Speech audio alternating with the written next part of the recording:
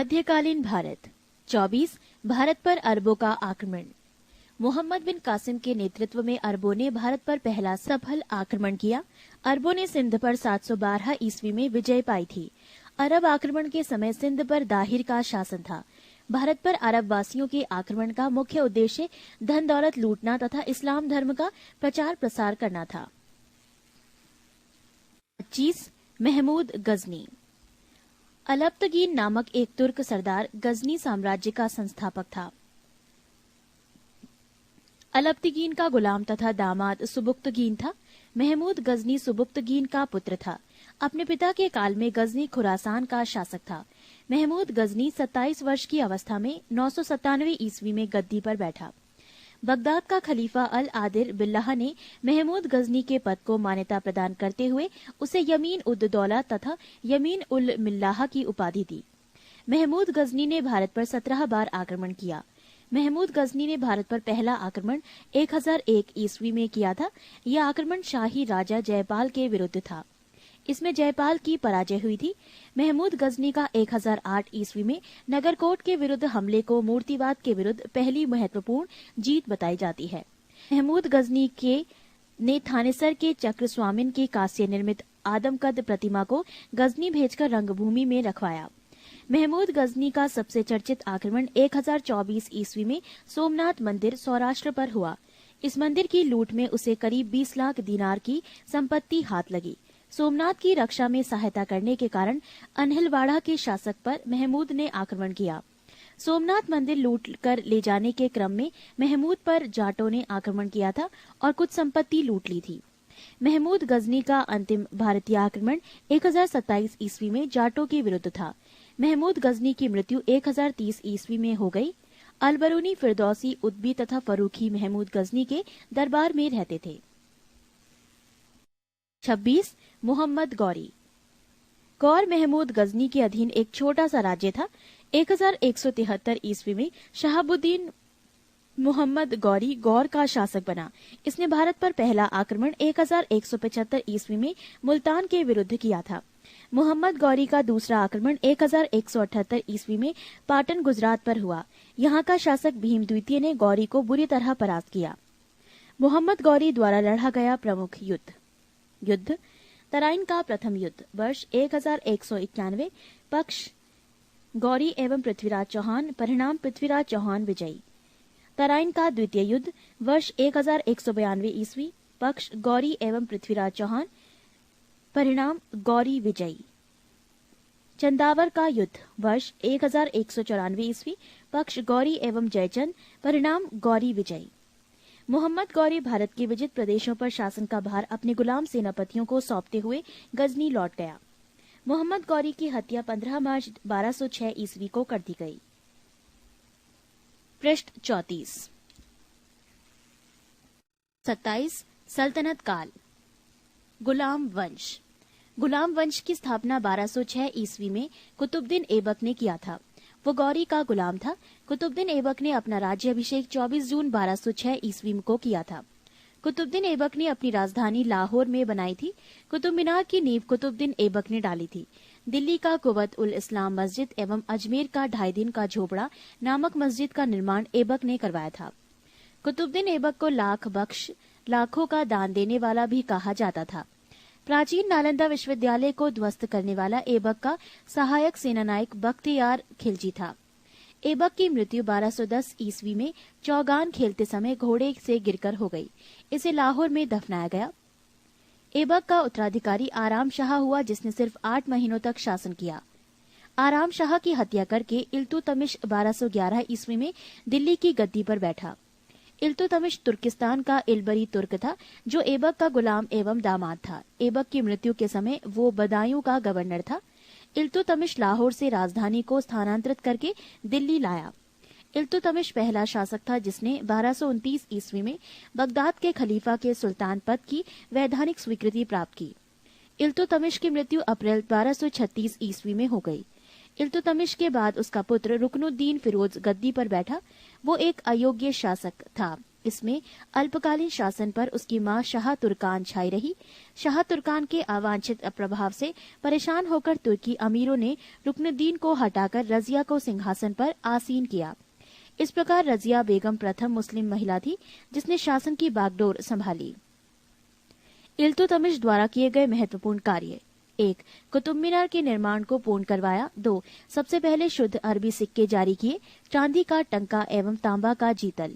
3. एकता प्रणाली चलाई। 4. 40 गुलाम सरदारों का संगठन बनाया जो तुर्काने चहलगानी के नाम से जाना गया। 5. सर्वप्रथम दिल्ली के अमीरों का दमन किया। रजिया ने पर्दा प्रथा को त्याग कर तथा पुरुषों की तरह चोगा, काबा एवं कुल्हा, टोपी पहनकर राजदरबार में खुले मुंह से जाने लगी। रजिया ने मलिक जमालुद्दीन याकूत को अमीर अखोर घोड़े का सरदार नियुक्त किया। गैर तुर्कों को सामंत बनाने के रजिया के प्रयासों से तुर्की अमीर विरुद्ध हो गए और उसे बंदी बनाकर दिल्ली की गद्दी पर मुइजुद्दीन बहराम शाह को बैठा दिया। रजिया की शादी अल्तूनिया के साथ हुई। इससे शादी करने के बाद रजिया ने पुनः गद्दी प्राप्त करने का प्रयास किया, लेकिन वो असफल रही। रजिया की हत्या 13 अक्टूबर 1240 ईस्वी को डाकुओं के द्वारा कैथल के पास कर दी गई। बहराम शाह को बंदी बनाकर उसकी हत्या मई 1242 ईस्वी में कर दी गई। बहराम शाह के बाद दिल्ली का सुल्तान अलाउद्दीन मसूद शाह 1242 ईस्वी में बना। बलबन ने षड्यंत्र के द्वारा 1246 ईस्वी में अलाउद्दीन मसूद शाह को सुल्तान के पद से हटाकर नासिरुद्दीन महमूद को सुल्तान बना दिया। नासिरुद्दीन महमूद ऐसा सुल्तान था जो टोपी सीकर अपना जीवन निर्वाह करता था।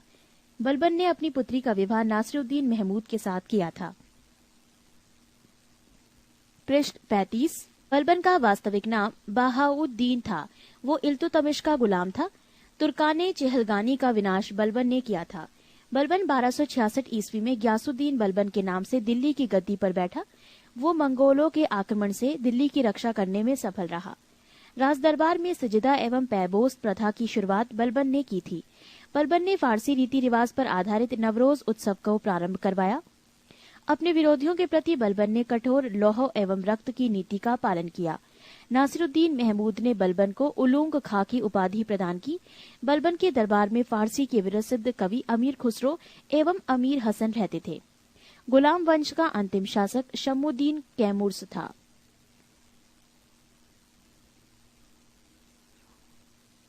अमीर खुसरो का मूल नाम मोहम्मद हसन था। उसका जन्म पटियाली पश्चिमी उत्तर प्रदेश के बदायूं के पास में 1253 ईस्वी में हुआ था। खुसरो प्रसिद्ध सूफी संत शेख निजामुद्दीन औलिया के शिष्य थे। वो बलबन से लेकर मोहम्मद तुगलक तक दिल्ली सुल्तानों के दरबार में रहे। इन्हें तूतीय हिंद, भारत का तोता के नाम से भी जाना जाता है। सितार एवं तबले के आविष्कार का श्रेय अमीर खुसरो को ही दिया जाता है।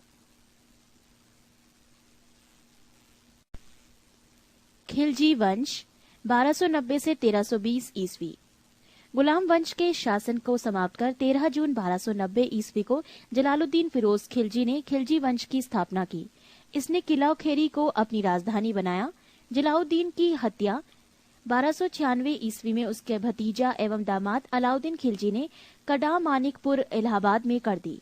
22 अक्टूबर 1296 ईस्वी में अलाउद्दीन दिल्ली का सुल्तान बना। अलाउद्दीन के बचपन का नाम अली तथा गुरशास्प था। अलाउद्दीन खिलजी ने सेना को नकद वेतन देने एवं स्थायी सेना की नींव रखी।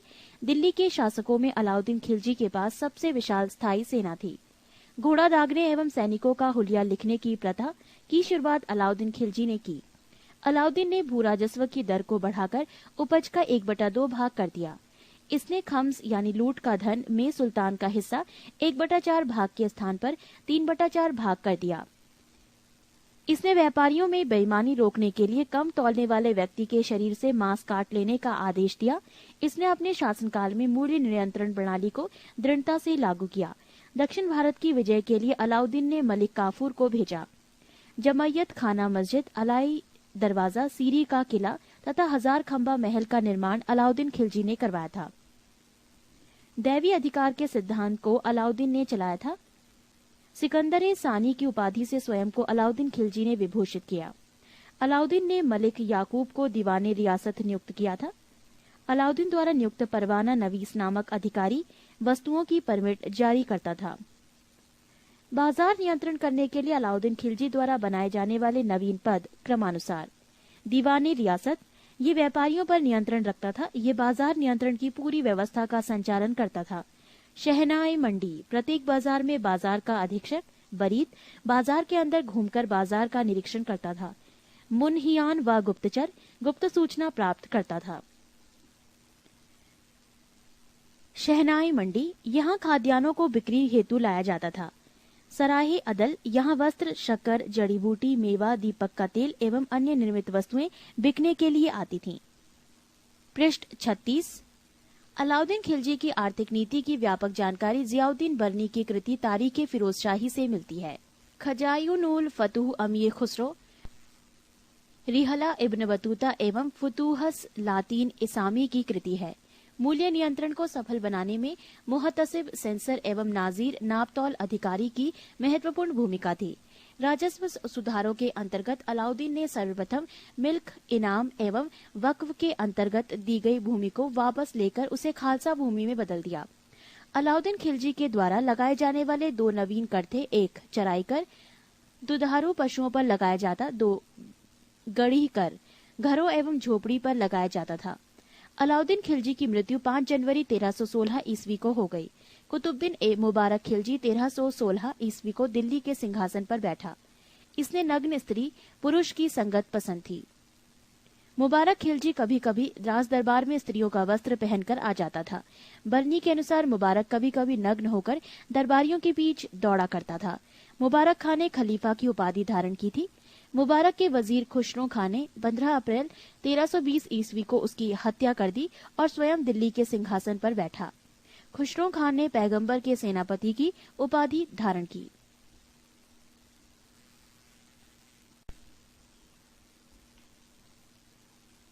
तुगलक वंश 1320 ईस्वी से 1398 ईस्वी। 5 सितंबर 1320 ईस्वी को खुसरो खां को पराजित करके गाजी मलिक या तुगलक वंश गाजी गयासुद्दीन तुगलक के नाम से 8 सितंबर 1320 ईस्वी को दिल्ली के सिंहासन पर बैठा।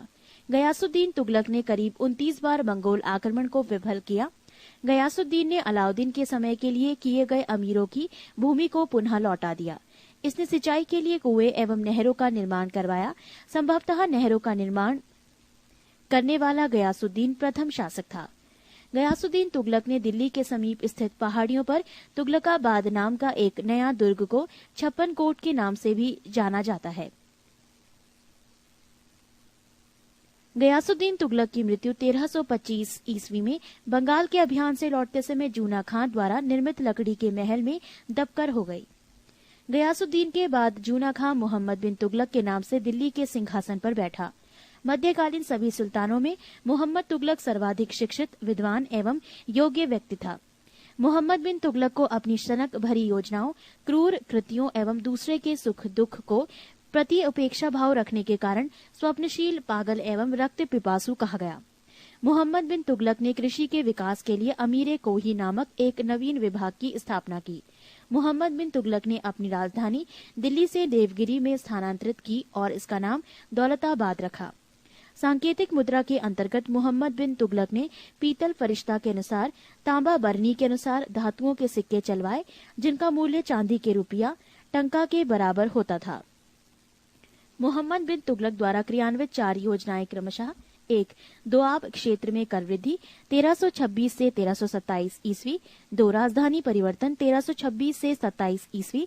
3. सांकेतिक मुद्रा का प्रचलन 1329 से 1330 ईस्वी। 4. खुरासन एवं कराचल का अभियान। पृष्ठ 37। अफ्रीकी यात्री इब्न बतूता लगभग 1333 ईस्वी में भारत आया। सुल्तान ने इसे दिल्ली का काजी नियुक्त किया। 1342 ईस्वी में सुल्तान ने इसे अपने राजदूत के रूप में चीन भेजा।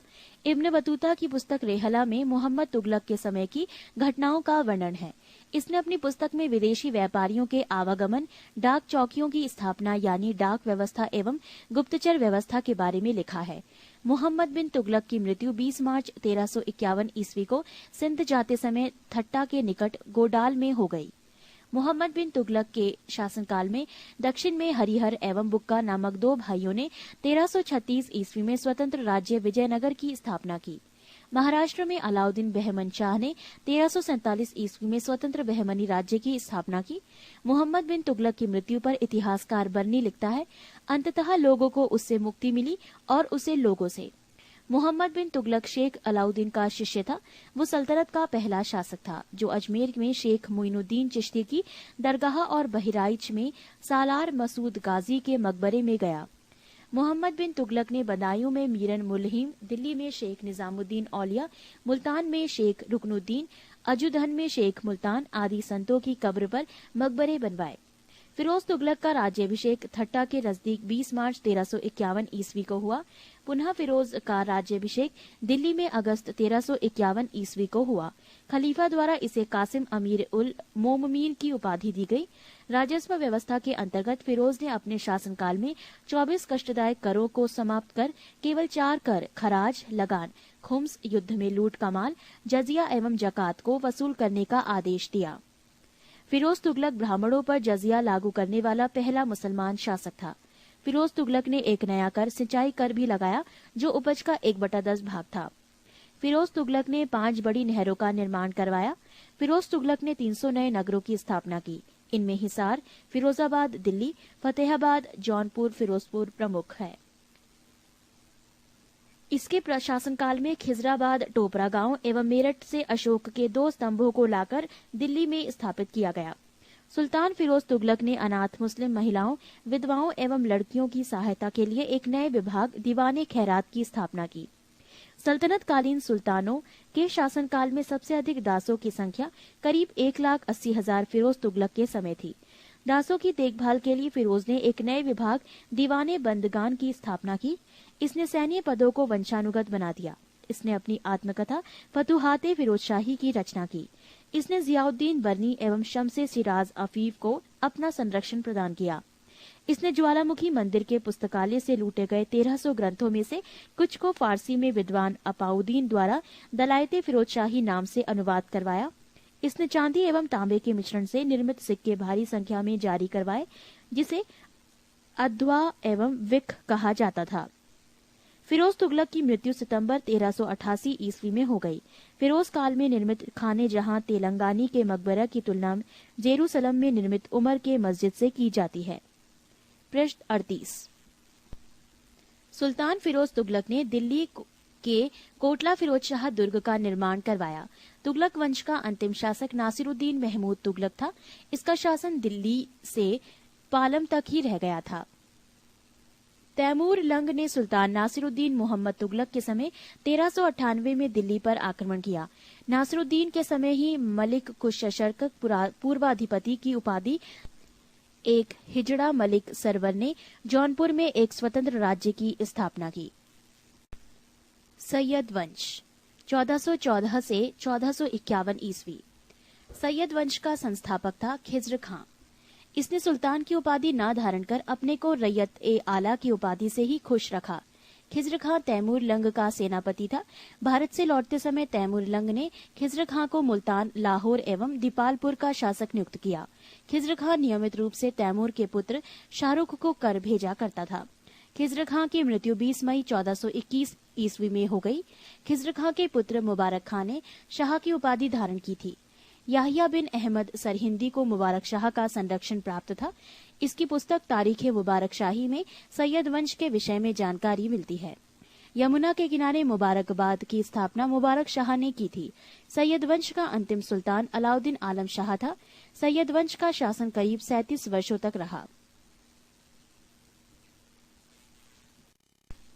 लोदी वंश 1451 से 1526 ईस्वी। लोदी वंश का संस्थापक बहलोल लोदी था। वो 19 अप्रैल 1451 ईस्वी को बहलोल शाहगाजी की उपाधि से दिल्ली के सिंहासन पर बैठा। दिल्ली पर प्रथम अफगान राज्य की स्थापना का श्रेय बहलोल लोदी को दिया जाता है। बहलोल लोदी ने बहलोल सिक्के का प्रचलन करवाया। वो अपने सरदारों को मकसदे अली कहकर पुकारता था। वो अपने सरदारों के खड़े रहने पर स्वयं भी खड़ा रहता था। बहलोल लोदी का पुत्र निजाम खां 17 जुलाई 1489 ईस्वी में सुल्तान सिकंदर शाह की उपाधि से दिल्ली के सिंहासन पर बैठा। 1504 ईस्वी में सिकंदर लोदी ने आगरा शहर की स्थापना की। भूमि के लिए मापन के प्रामाणिक पैमाना गजे सिकंदरी का प्रचलन सिकंदर लोदी ने किया। गुलरुखी शीर्षक से फारसी कविताएं लिखने वाला सुल्तान सिकंदर लोदी था। सिकंदर लोदी ने आगरा को अपनी नई राजधानी बनाया। इसके आदेश पर संस्कृत के एक आयुर्वेद ग्रंथ का फारसी में फरहंगे सिकंदरी के नाम से अनुवाद हुआ। इसने नगरकोट को ज्वालामुखी मंदिर की मूर्ति को तोड़कर उसके टुकड़ों को कसाईयों को मांस तौलने के लिए दो दिया था। इससे मुसलमानों को ताजिया निकालने एवं मुसलमान स्त्रियों के पीरों तथा संतों के मजार पर जाने पर प्रतिबंध लगा दिया। गले की बीमारी के कारण सिकंदर लोदी की मृत्यु 21 नवंबर 1517 ईस्वी को हो गई। इसी दिन इसका पुत्र इब्राहिम शाह की उपाधि से आगरा के सिंहासन पर बैठा। 21 अप्रैल 1526 ईस्वी को पानीपत के प्रथम युद्ध में इब्राहिम लोदी बाबर से हार गया। इस युद्ध में वो मारा गया। बाबर को भारत पर आक्रमण के लिए निमंत्रण पंजाब के शासक दौलत खान लोदी एवं इब्राहिम लोदी के चाचा आलम खान ने दिया था। मोट की मस्जिद का निर्माण सिकंदर लोदी के वजीर द्वारा करवाया गया था। पृष्ठ 39। सल्तनत कालीन शासन व्यवस्था। केंद्रीय प्रशासन का मुखिया सुल्तान बलबन एवं अलाउद्दीन के समय अमीर प्रभावहीन हो गए। अमीरों का महत्व चरमोत्कर्ष पर था। लोदी वंश के शासनकाल में सल्तनत काल में मंत्रिपरिषद को मजलिस-ए खलवत कहा गया।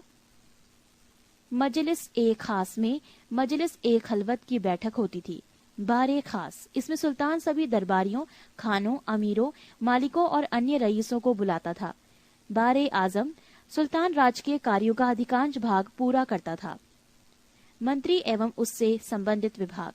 1. वजीर, प्रधानमंत्री, राजस्व विभाग का प्रमुख।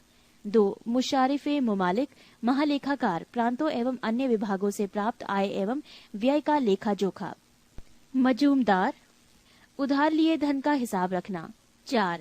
खजीन, कोषा अध्यक्ष। 5. आरिजे मुमालिक, दीवाने अर्ज अथवा सैन्य विभाग का प्रमुख अधिकारी। 6. सदरोस सदूर, धर्म विभाग एवं दान विभाग का प्रमुख। 7. काजी उल कजात, सुल्तान के बाद न्याय का सर्वोच्च अधिकारी। 8. बरीदे मुमालिक, गुप्तचर विभाग की प्रमुख अधिकारी। 9. वकीले दर, सुल्तान की व्यक्तिगत सेवाओं की देखभाल करता था। 10. दीवाने खैरात, दान विभाग। 11. दीवाने बंदगान, दास विभाग। 12. दीवाने इस्तिहाक, पेंशन विभाग। दीवाने मुस्तखराज, वित्त विभाग बनाने वाला सुल्तान अलाउद्दीन खिलजी। दीवाने कोही, कृषि विभाग मोहम्मद बिन तुगलक। दीवाने अर्ज, सैन्य विभाग बलबन। दीवाने बंदगान, फिरोज शाह तुगलक। दीवाने खैरात, फिरोज शाह तुगलक। दीवाने इस्तिहाक, फिरोज शाह तुगलक। दिल्ली सल्तनत अनेक प्रांतों में बटा हुआ था, जिसे इक्ता या सूबा कहा जाता था। यहाँ का शासन नायब या वली या मुक्ति द्वारा संचालित होता था। इक्ताओं को शिको जिलों में विभाजित किया गया था, जहाँ का प्रमुख अधिकारी शिकदार होता था, जो एक सैनिक अधिकारी था। शिकों को परगनों में विभाजित किया गया था। आमिल परगने का मुख्य अधिकारी था और मुशारिफ लगान को निश्चित करने वाला अधिकारी। एक शहर या 100 गांवों के शासन की देखरेख अमीर सदा नामक अधिकारी करता था। प्रशासन की सबसे छोटी इकाई ग्राम होता था। सुल्तान की स्थायी सेना को खास खेल नाम दिया गया था। मंगोल सेना के वर्गीकरण की दशमलव प्रणाली को सल्तनत कालीन सैन्य व्यवस्था का आधार बनाया गया था। राजस्व कर व्यवस्था। उश्र, मुसलमानों से लिया जाने वाला भूमिकर। खराज, गैर मुसलमानों से लिया जाने वाला भूमिकर। जकात, मुसलमानों पर धार्मिक कर, संपत्ति का 40वां हिस्सा। जजिया, गैर मुसलमानों पर धार्मिक कर। नोट, खम्स, यहाँ लूटे हुए धन, खानों अथवा भूमि में गढ़े हुए खजानों से प्राप्त संपत्ति का 1/5 भाग था, जिस पर सुल्तान का अधिकार था, तथा शेष 4/5 भाग प्राप्त करके उसके सैनिकों अथवा खजाने को प्राप्त करने वाले व्यक्ति का अधिकार होता था।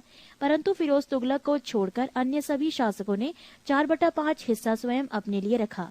सुल्तान सिकंदर लोदी ने गढ़े हुए खजानों में से कोई हिस्सा नहीं लिया। पृष्ठ 40। सल्तनत काल में बारूद की सहायता से गोला फेंकने वाली मशीन को मंगलीक तथा अर्राद कहा जाता था। अलाउद्दीन खिलजी ने इक्ता प्रथा को समाप्त किया था। इक्ता प्रथा की दोबारा शुरुआत फिरोज तुगलक ने की थी। सल्तनत काल में अच्छी नस्ल के घोड़े तुर्की, अरब एवं रूस से मंगाए जाते थे। हाथी मुख्यतः बंगाल से मंगाए जाते थे। सल्तनत कालीन कानून शरीयत, कुरान एवं हदीस पर आधारित था। मुस्लिम कानून के 4 महत्वपूर्ण स्रोत थे: कुरान, हदीस, इजमा एवं कयास। 10 अश्वारोही बराबर 1 सरेखेल, 10 सरेखेल बराबर 1 सिपह सालार, 10 सिपह सालार बराबर 1 अमीर, 10 अमीर बराबर 1 मलिक, 10 मलिक बराबर 1 खान। सुल्तान सप्ताह में 2 बार दरबार में न्याय करने के लिए उपस्थित होता था। सल्तनत काल में लगान निर्धारित करने की मिश्रित प्रणाली को मुक्ताई कहा गया है। भूमि की नाप जोख करने के बाद क्षेत्रफल के आधार पर लगान का निर्धारण मसाहत कहलाता था। इसकी शुरुआत अलाउद्दीन ने की थी।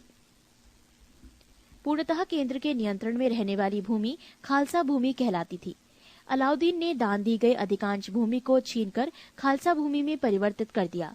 देवल सल्तनत काल में अंतर्राष्ट्रीय बंदरगाह के रूप में प्रसिद्ध था।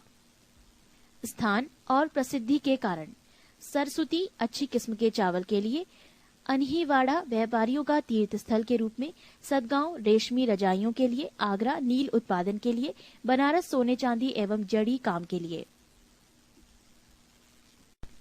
28 विजयनगर साम्राज्य।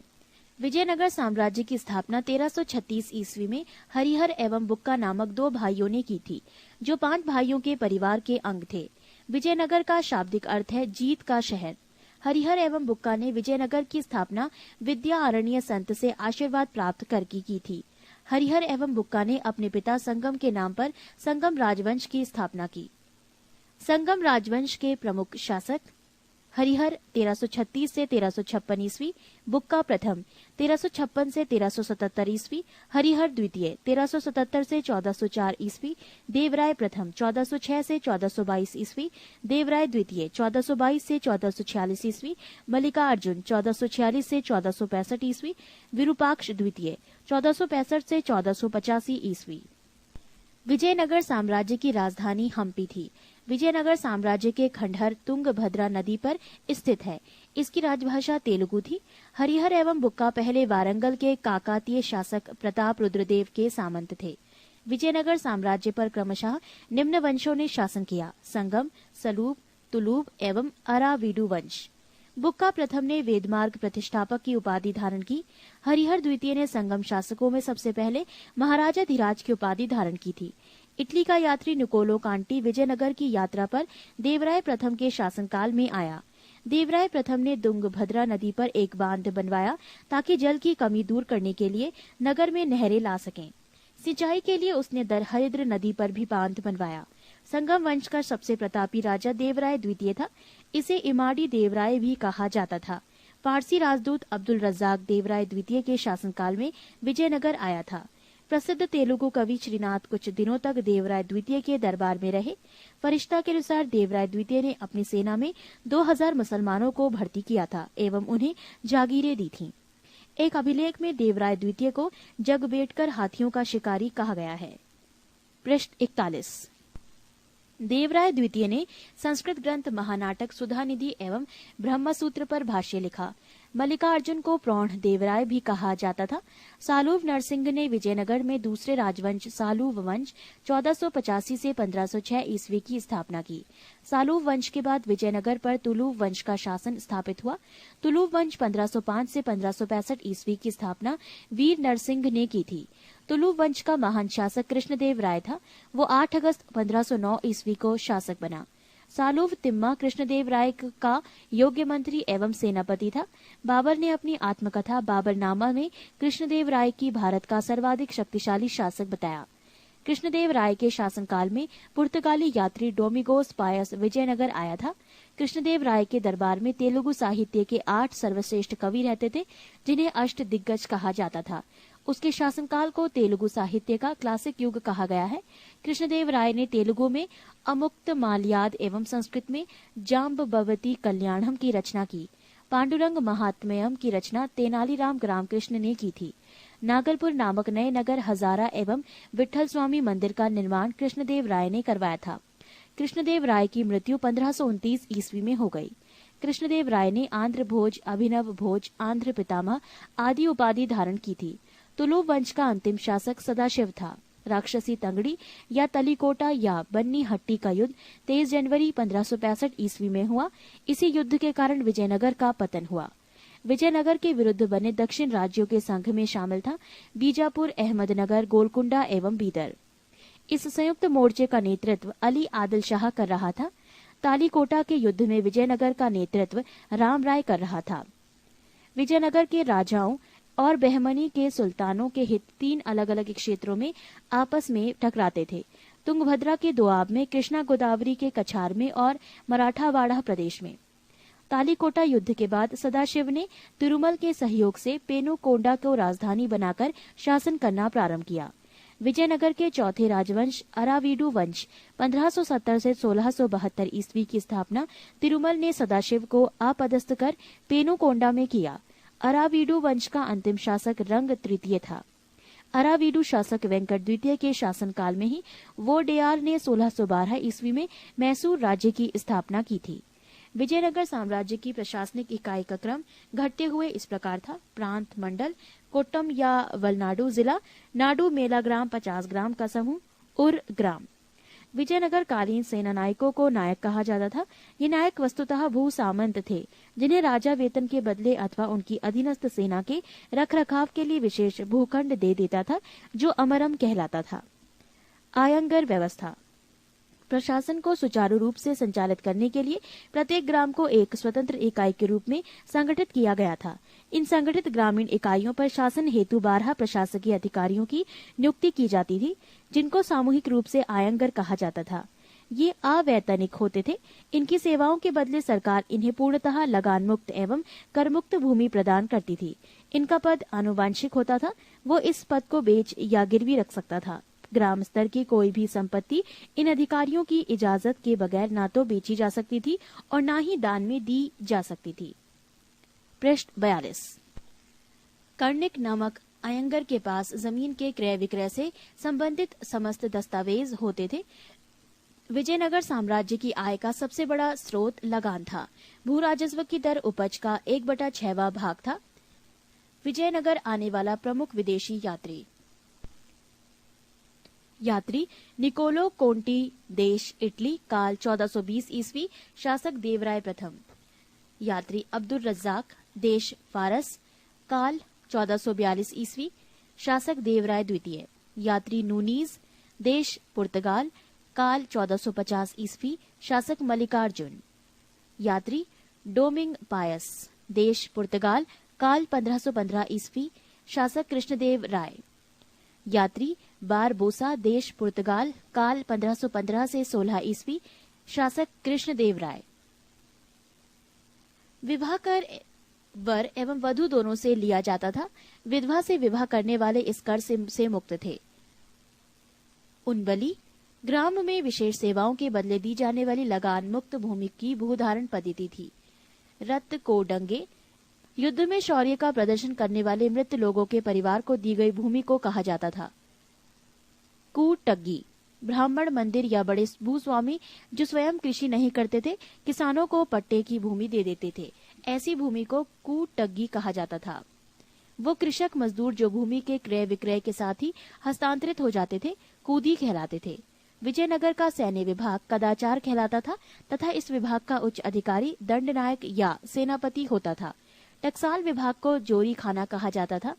चेटियों की तरह व्यापार में निपुण दस्तकार वर्ग के लोगों को वीर पंजाल कहा जाता था। उत्तर भारत से दक्षिण भारत में आकर बसे लोगों को बड़वा कहा जाता था।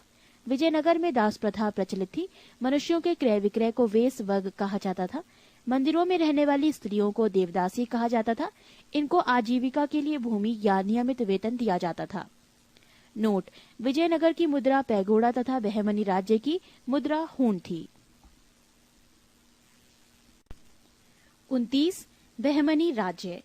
मोहम्मद बिन तुगलक के शासनकाल में 1347 ईस्वी में हसन गंगू ने बहमनी राज्य की स्थापना की। वो अलाउद्दीन हसन बहमन शाह के नाम से सिंहासन पर बैठा। इसने अपनी राजधानी गुलबर्गा को बनाया। इसकी राजभाषा मराठी थी। इसने अपने साम्राज्य को 4 प्रांतों में गुलबर्गा, दौलताबाद, बरार एवं बीदर में बांटा।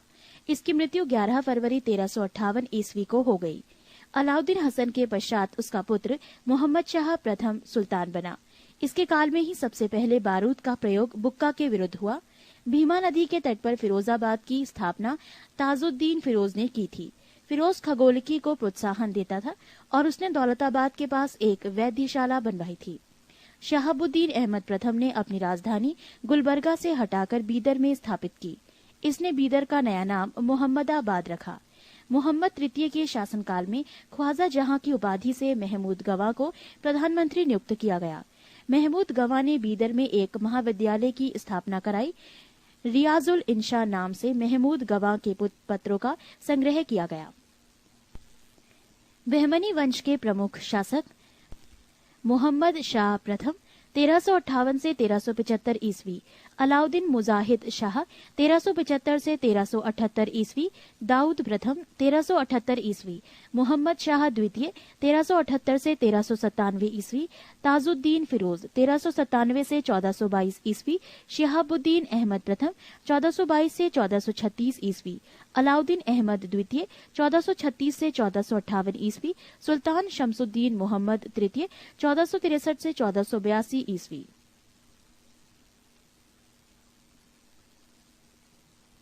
पृष्ठ 43।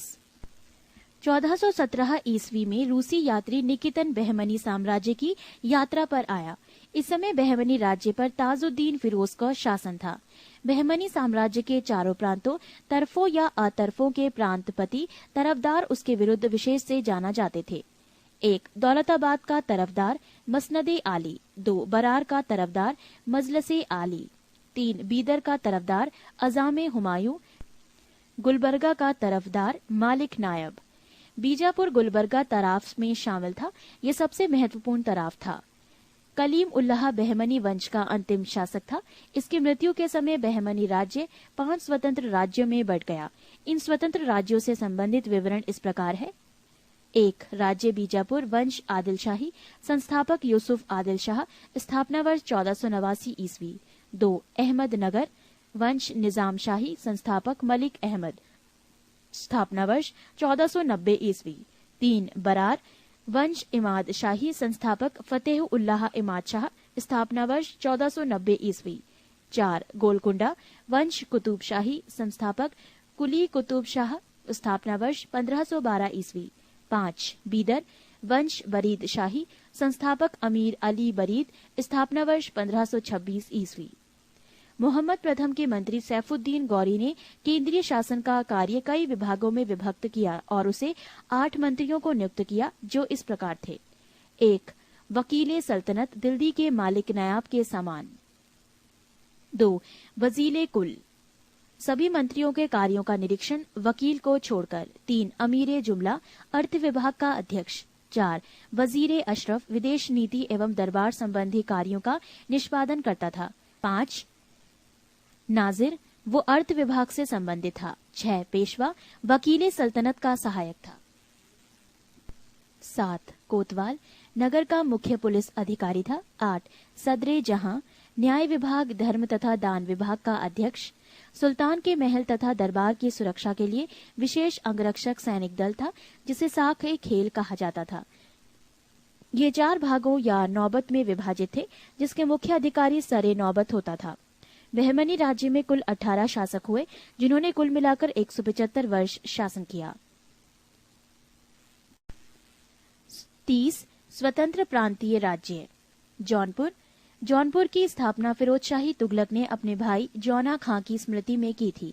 जौनपुर में स्वतंत्र शर्की राजवंश की स्थापना मलिक सरवर ख्वाजा जहान ने की थी। ख्वाजा जहान को मलिक उस शर्क पूर्व का स्वामी की उपाधि 1394 ईस्वी में फिरोज शाह तुगलक के पुत्र सुल्तान महमूद ने दी थी। जौनपुर के अन्य प्रमुख शासक थे मुबारक शाह 1399 से 1402 ईस्वी, शमसुद्दीन इब्राहिम शाह 1402 से 1436 ईस्वी, महमूद शाह 1436 से 51 ईस्वी और हुसैन शाह 1458 से 1500 ईस्वी। लगभग 75 वर्ष तक स्वतंत्र रहने के बाद जौनपुर पर बहलोल लोदी ने कब्जा कर लिया। शर्की शासन के अंतर्गत विशेषकर इब्राहिम शाह के समय में जौनपुर में साहित्य एवं स्थापत्य कला के क्षेत्र में हुए विकास के कारण जौनपुर को भारत के सीरीज के नाम से जाना गया। अटाला देवी की मस्जिद का निर्माण 1408 ईस्वी में शर्की सुल्तान इब्राहिम शाह द्वारा किया गया था। पृष्ठ 44। अटाला देवी मस्जिद का निर्माण कन्नौज के राजा विजयचंद द्वारा निर्मित अटाला देवी के मंदिर को तोड़कर किया गया था। जामी मस्जिद का निर्माण 1470 ईस्वी में हुसैन शाह शर्की के द्वारा किया गया था। झंझरी मस्जिद 1430 ईस्वी में इब्राहिम शर्की के द्वारा एवं लाल दरवाजा मस्जिद का निर्माण मोहम्मद शाह के द्वारा 1450 ईस्वी में किया गया। कश्मीर। सुहादेव नामक एक हिंदू ने 1301 ईस्वी में कश्मीर में हिंदू राज्य की स्थापना की थी। 1339 से 40 ईस्वी में कश्मीर में शाहमीर के द्वारा प्रथम मुस्लिम वंश की स्थापना की गई। कश्मीर का प्रथम मुस्लिम शासक शाहमीर था, जो शमसुद्दीन शाहमीर के नाम से गद्दी पर बैठा। इसने अपनी राजधानी इंद्रकोट में स्थापित की। अलाउद्दीन ने राजधानी इंद्रकोट से हटाकर अलाउद्दीनपुर श्रीनगर में स्थापित की। हिंदू मंदिरों एवं मूर्तियों को तोड़ने के कारण सुल्तान सिकंदर को बुत शिकन कहा गया। 1420 ईस्वी में जैनुल आबदीन सिंहासन पर बैठा। इसकी धार्मिक सहिष्णुता के कारण इसे कश्मीर का अकबर कहा गया। जैन उल आबदीन फारसी, संस्कृत, कश्मीरी, तिब्बती आदि भाषाओं का ज्ञाता था। इसने महाभारत एवं राजतरंगिणी को फारसी में अनुवाद करवाया। 1588 ईस्वी में अकबर ने कश्मीर को मुगल साम्राज्य में मिला लिया। बंगाल।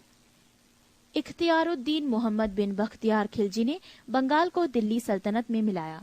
गयासुद्दीन तुगलक ने बंगाल को 3 भागों में विभाजित किया: लखनौती उत्तर बंगाल, सोनारगांव पूर्वी बंगाल तथा सतगांव दक्षिण बंगाल। 1345 ईस्वी में हाजी इलियास बंगाल के विभाजन को समाप्त कर शमसुद्दीन इलियास शाह के नाम से बंगाल का शासक बना। पांडुआ में अदीना मस्जिद का निर्माण 1364 ईस्वी में सुल्तान सिकंदर शाह ने करवाया था। बंगाल का शासक गयासुद्दीन आजम शाह 1389 से 1409 ईस्वी अपनी न्यायप्रियता के लिए प्रसिद्ध था। अलाउद्दीन हुसैन शाह 1493 से 1518 ईस्वी में राजधानी को पांडुआ से गौड़ स्थानांतरित किया। महाप्रभु चैतन्य अलाउद्दीन के समकालीन थे। अलाउद्दीन ने सत्यपीर नामक आंदोलन की शुरुआत की। मालाधर बसु ने अलाउद्दीन के शासनकाल में ही श्री कृष्ण विजय की रचना कर गुंडराज खान की उपाधि धारण की। इनके बेटे को सत्यराज खान की उपाधि दी गई। नासिरुद्दीन नुसरत शाह ने गौड़ में बड़ा सोना एवं कदम रसूल मस्जिद का निर्माण करवाया। मालवा। दिलावर खान ने 1401 ईस्वी में मालवा को स्वतंत्र घोषित किया। दिलावर का पुत्र अलब खां हुशंग शाह की उपाधि धारण कर 1405 ईस्वी में मालवा का शासक बना। इसने अपनी राजधानी का धारा से मांडू स्थानांतरित किया। मालवा में खिलजी वंश की स्थापना महमूद शाह ने की। गुजरात के शासक बहादुर शाह ने महमूद शाह द्वितीय को युद्ध में परास्त कर उसकी हत्या कर दी और मालवा को गुजरात में मिला दिया। मांडू के किले का निर्माण हुशंग शाह ने करवाया था। इस किले में सर्वाधिक महत्वपूर्ण है दिल्ली दरवाजा।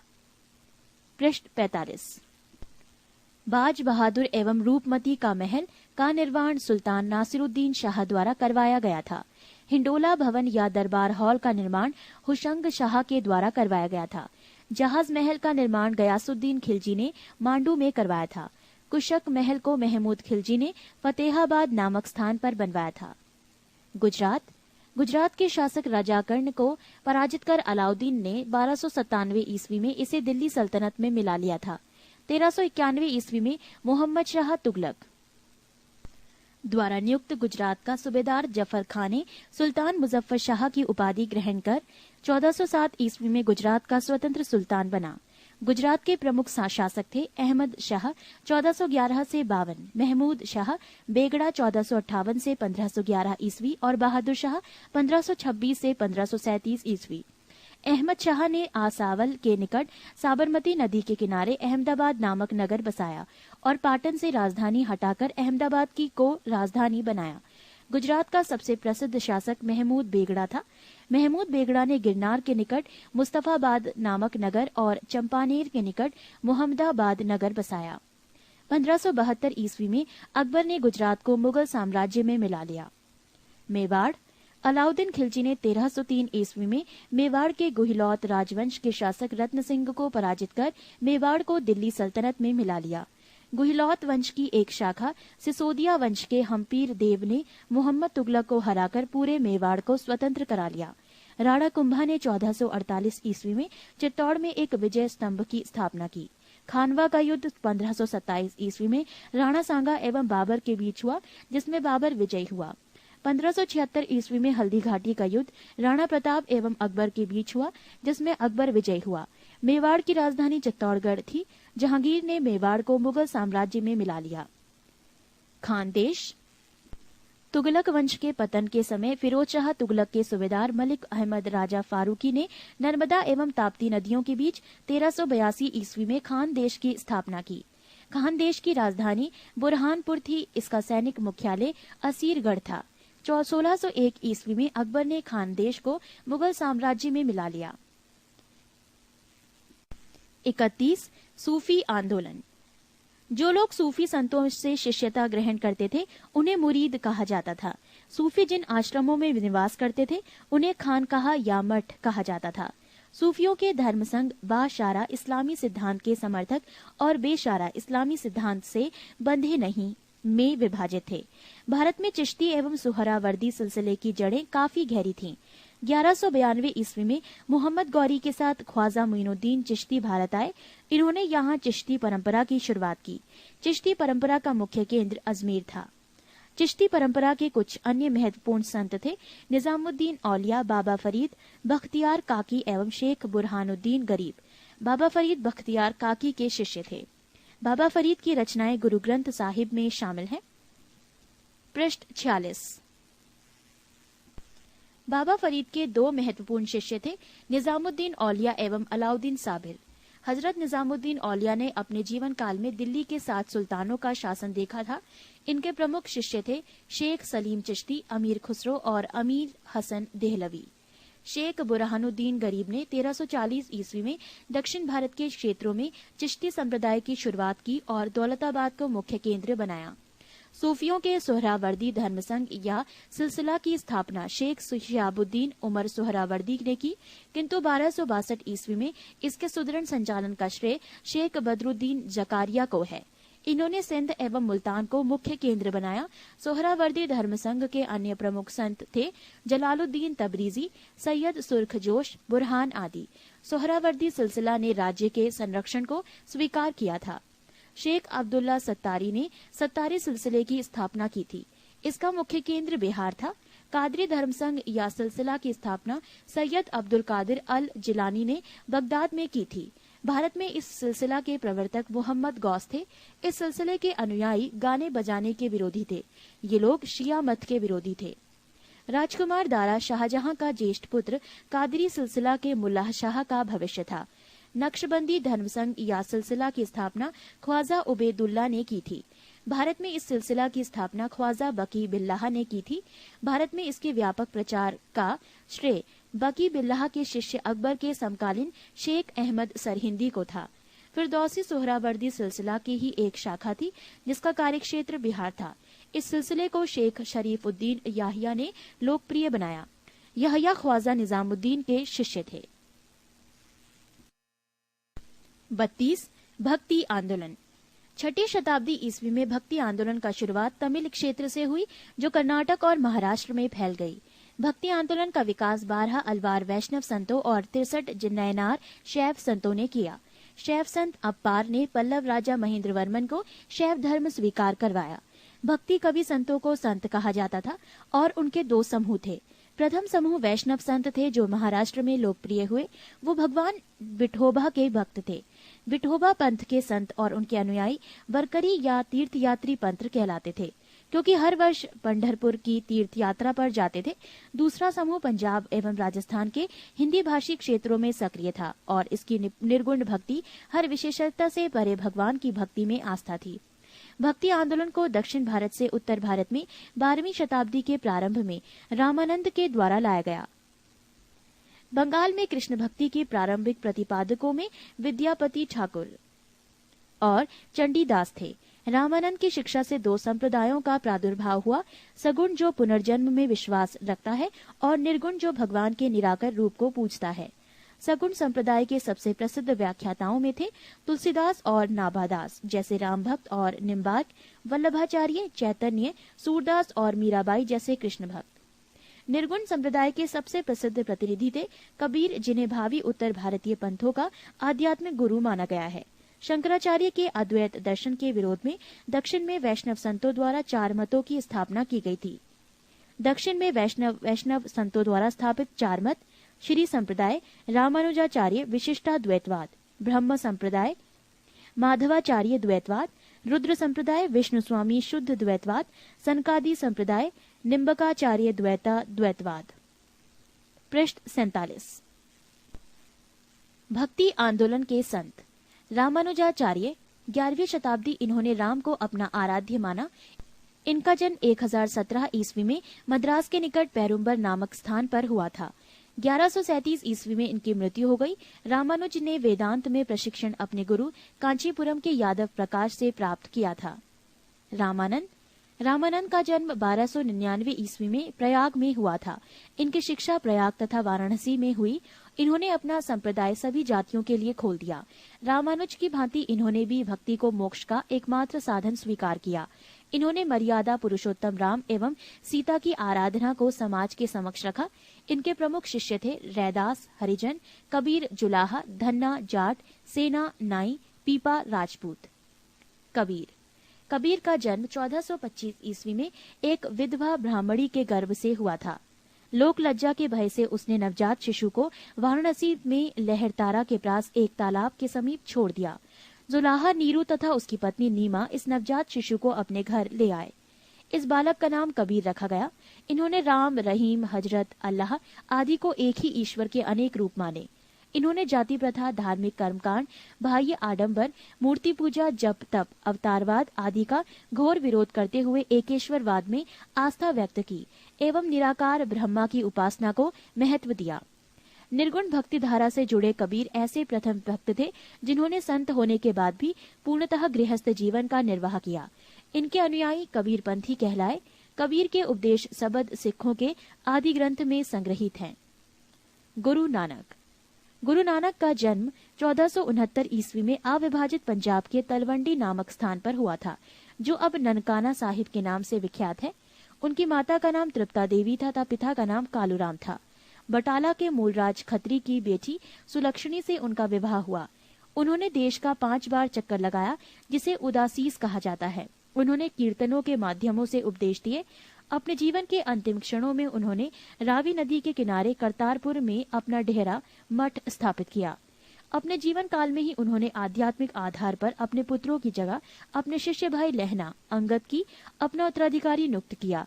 इनकी मृत्यु 1539 ईस्वी में करतारपुर में हुई। नानक ने सिख धर्म की स्थापना की। नानक सूफी संत बाबा फरीद से प्रभावित थे। चैतन्य का जन्म 1486 ईस्वी में नदिया बंगाल के मायापुर गांव में हुआ था। इनके पिता का नाम जगन्नाथ मिश्र एवं माता का नाम शची देवी था।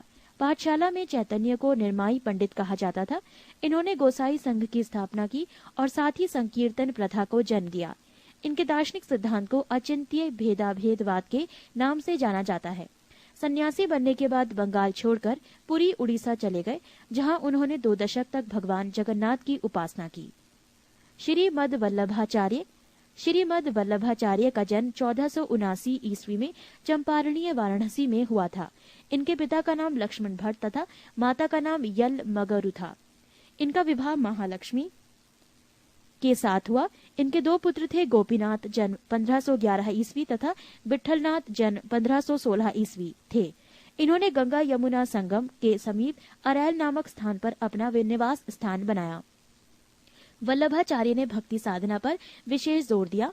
इन्होंने भक्ति को मोक्ष का साधन बताया। इनके भक्ति मार्ग को पुष्टि मार्ग कहते हैं। गोस्वामी तुलसीदास। इनका जन्म उत्तर प्रदेश के बांदा जिले में राजापुर गांव में 1554 ईस्वी में हुआ था। इन्होंने रामचरितमानस की रचना की।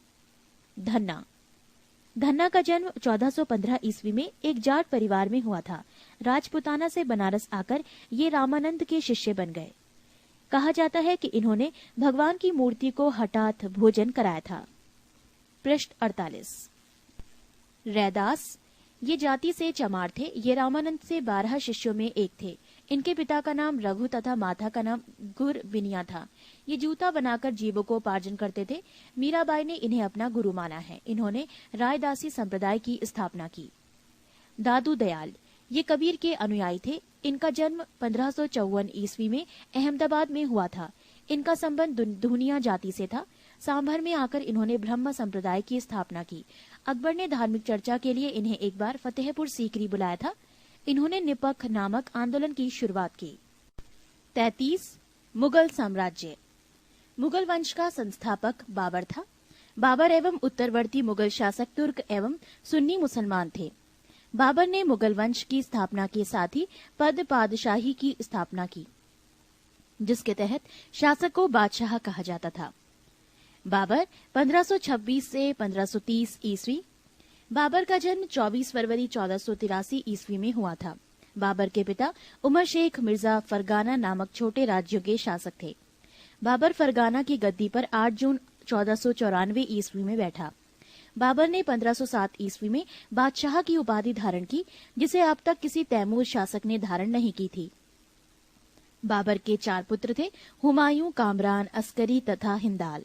बाबर ने भारत पर 5 बार आक्रमण किया। बाबर का भारत के विरुद्ध किया गया प्रथम अभियान 1519 ईस्वी में यूसुफ जाई जाति के विरुद्ध था। इस अभियान में बाबर ने बाजौर और भेरा को अपने अधिकार में कर लिया। बाबर को भारत पर आक्रमण करने का निमंत्रण पंजाब के शासक दौलत खान लोधी एवं मेवाड़ के शासक राणा सांगा ने दिया था। पानीपत के प्रथम युद्ध में बाबर ने पहली बार तुगलमा युद्ध नीति एवं तोपखाने का प्रयोग किया था। उस्ताद अली एवं मुस्तफा बाबर के 2 प्रसिद्ध निशानेबाज थे, जिसने पानीपत के प्रथम युद्ध में भाग लिया था। बाबर द्वारा लड़े गए प्रमुख युद्ध।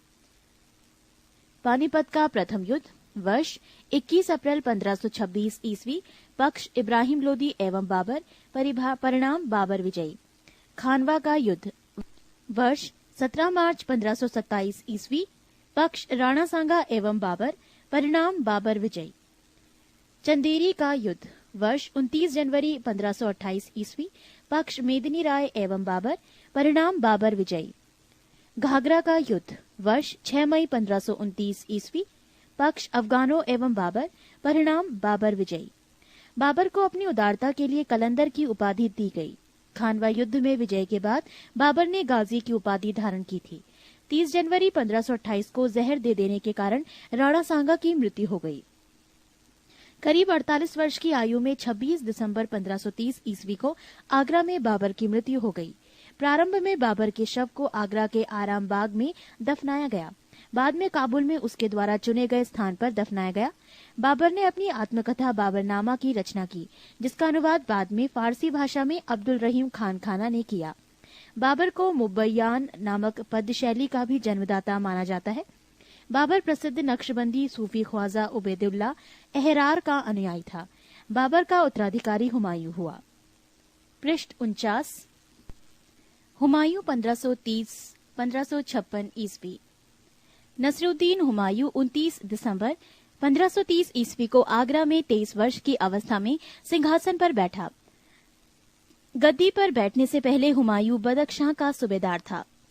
अपने पिता के निर्देश के अनुसार हुमायूं ने अपने राज्य का बंटवारा अपने भाइयों में कर दिया। इसने कामरान को काबुल और कंधार, मिर्जा अस्करी को संभल, मिर्जा हिंदाल को अलवर एवं मेवाड़ की जागीरें दी। अपने चचेरे भाई सुलेमान मिर्जा को हुमायूं ने बदख्शां प्रदेश दिया। 1533 ईस्वी में हुमायूं ने दीन पनाह नामक नए नगर की स्थापना की थी। चौसा का युद्ध 25 जून 1539 ईस्वी में शेर खां एवं हुमायूं के बीच हुआ। इस युद्ध में शेर खां विजयी रहा। इसी युद्ध के बाद शेर खां ने शेरशाह की पदवी ग्रहण कर ली। बिलग्राम या कन्नौज युद्ध 17 मई 1540 ईस्वी में शेर खां एवं हुमायूं के बीच हुआ। इस युद्ध में भी हुमायूं पराजित हुआ। शेर खां ने आसानी से आगरा एवं दिल्ली पर कब्जा कर लिया। बिलग्राम युद्ध के बाद हुमायूं सिंध चला गया, जहां उसने 15 वर्षों तक घुमक्कड़ों जैसा निर्वासित जीवन व्यतीत किया। निर्वासन के समय हुमायूं ने हिंदाल के आध्यात्मिक गुरु फारसवासी शिया मीर बाबा दोस्त उर्फ मीर अली अकबर जामी की पुत्री हमीदा बानो बेगम से 29 अगस्त 1541 ईस्वी को निकाह कर लिया। कालांतर में हमीदा से ही अकबर जैसे महान सम्राट का जन्म हुआ। 1555 में हुमायूं ने पंजाब के शूरी शासक सिकंदर को पराजित कर पुनः दिल्ली की गद्दी पर बैठा। हुमायूं द्वारा लड़े गए 4 प्रमुख युद्धों का क्रम है। देवरा 1531 ईस्वी, चौसा 1539, बिलग्राम 1540 एवं सरहिंद का युद्ध 1555 ईस्वी। 1 जनवरी 1556 ईस्वी को दीन पनाह भवन में स्थित पुस्तकालय की सीढ़ियों से गिरने के कारण हुमायूं की मृत्यु हो गई। हुमायूं नामा की रचना गुलबदन बेगम ने की थी। हुमायूं ज्योतिष में विश्वास करता था, इसीलिए उसने सप्ताह में 7 दिन 7 रंग के कपड़े पहनने के नियम बनाए। शेर शाह 1540 से 1545 ईस्वी। सूर साम्राज्य का संस्थापक अफगान वंशीय शेरशाह सूरी था। शेरशाह का जन्म 1472 ईस्वी में बजवाड़ा होशियारपुर में हुआ था। इनके बचपन का नाम फरीद खां था। ये सूर वंश से संबंधित था। इनके पिता हसन खां जौनपुर राज्य के अंतर्गत सासाराम के जमींदार थे। फरीद ने एक शेर को तलवार के एक ही वार से मार दिया था। उसकी इस बहादुरी से प्रसन्न होकर बिहार के अफगान शासक सुल्तान मोहम्मद बहार खां लोहानी ने उसे शेर खां की उपाधि प्रदान की। शेरशाह बिलग्राम युद्ध 1540 ईस्वी के बाद दिल्ली की गद्दी पर बैठा। शेरशाह की मृत्यु कालिंजर के किले को जीतने के क्रम में 22 मई 1545 ईस्वी को हो गई। मृत्यु के समय वो उक्का नाम का आग्नेय शास्त्र चला रहा था। कालिंजर का शासक कीरत सिंह था। शेरशाह का मकबरा सासाराम में झील के बीच ऊंचे टीले पर निर्मित किया गया है। रोहतासगढ़ किला किलाए कोहना दिल्ली नामक मस्जिद का निर्माण शेरशाह के द्वारा किया गया था। शेरशाह का उत्तराधिकारी उसका पुत्र इस्लाम शाह था। शेरशाह ने भूमि की माप के लिए 32 अंक वाला सिकंदरी गज एवं सन की डंडी का प्रयोग किया। शेरशाह ने 178 ग्रेन चांदी का रुपया एवं 380 ग्रेन तांबे के दाम चलवाया। शेरशाह ने रोहतासगढ़ के दुर्ग एवं कन्नौज के स्थान पर शेरसूर नामक नगर बसाया। शेरशाह के समय पैदावार की लगभग 1/3 भाग सरकार लगान के रूप में वसूल करती थी। पृष्ठ 50। कबूलियत एवं पट्टा प्रथा की शुरुआत शेरशाह ने की। शेरशाह ने 1541 ईस्वी में पाटलिपुत्र को पटना के नाम से पुनः स्थापित किया। शेरशाह ने ग्रैंड ट्रंक रोड की मरम्मत करवाई। मलिक मोहम्मद जायसी शेरशाह के समकालीन थे। डाक प्रथा का प्रचलन शेरशाह के द्वारा किया गया। अकबर 1542 से 1605 ईस्वी। सम्राट अकबर का जन्म 15 अक्टूबर 1542 ईस्वी को हमीदा बानो बेगम के गर्भ से अमरकोट के राणावीर साल के महल में हुआ। अकबर का राज्याभिषेक 14 फरवरी 1556 ईस्वी को पंजाब के कलानौर नामक स्थान पर हुआ। अकबर का शिक्षक अब्दुल लतीफ ईरानी विद्वान था। जब जलालुद्दीन मोहम्मद अकबर बादशाही गाजी की उपाधि से राज सिंहासन पर बैठा, बैरम खां 1556 से 1560 ईस्वी तक अकबर का संरक्षक रहा। अकबर द्वारा जीते गए प्रदेश। 1. प्रदेश मालवा, शासक बाज बहादुर, वर्ष 1561, मुगल सेनापति आदम खां, पीर मोहम्मद। 2. प्रदेश चुनार, शासक अफगानों का शासन, वर्ष 1562, मुगल सेनापति अब्दुल्ला खां। 3. प्रदेश गोंडवाना, शासक वीर नारायण एवं दुर्गावती, वर्ष 1564, मुगल सेनापति आसफ खां स्वयं अधीनता। 4. प्रदेश आमेर, शासक भारमल, वर्ष 1562, मुगल सेनापति स्वीकार किया। 5. प्रदेश मेढ़ता, शासक जयमल, वर्ष 1562, मुगल सेनापति सरफुद्दीन। 6. प्रदेश मेवाड़, शासक उदय सिंह एवं राणा प्रताप, वर्ष 1568 और 1576, मुगल सेनापति स्वयं अकबर और मानसिंह एवं आसफ खां। 7. प्रदेश रणथंबोर, शासक सूरज नाहाड़ा, वर्ष 1569, मुगल सेनापति भगवान दास एवं अकबर। 8. प्रदेश कालिंजर, शासक रामचंद्र, वर्ष 1569, मुगल सेनापति मजनू खां काकशा। 9. मारवाड़, शासक राव चंद्रसेन, वर्ष 1570, मुगल सेनापति स्वेच्छा से अधीनता स्वीकारी। 10. जैसलमेर, शासक रावल हरिराय, वर्ष 1570, मुगल सेनापति स्वेच्छा से अधीनता स्वीकारी। 11. बीकानेर, शासक कल्याणमल, वर्ष 1570, मुगल सेनापति स्वेच्छा से अधीनता स्वीकारी।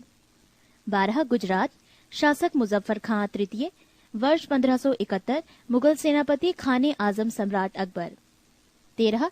बिहार एवं बंगाल, शासक दाऊद खां वर्ष 1574 से 76, मुगल सेनापति मुनीम खां खानखाना। 14 काबुल, शासक हकीम मिर्जा वर्ष 1581, मुगल सेनापति मानसिंह एवं अकबर। 15 कश्मीर, शासक यूसुफ याकूब खां वर्ष 1586, मुगल सेनापति भगवान दास एवं कासिम खां।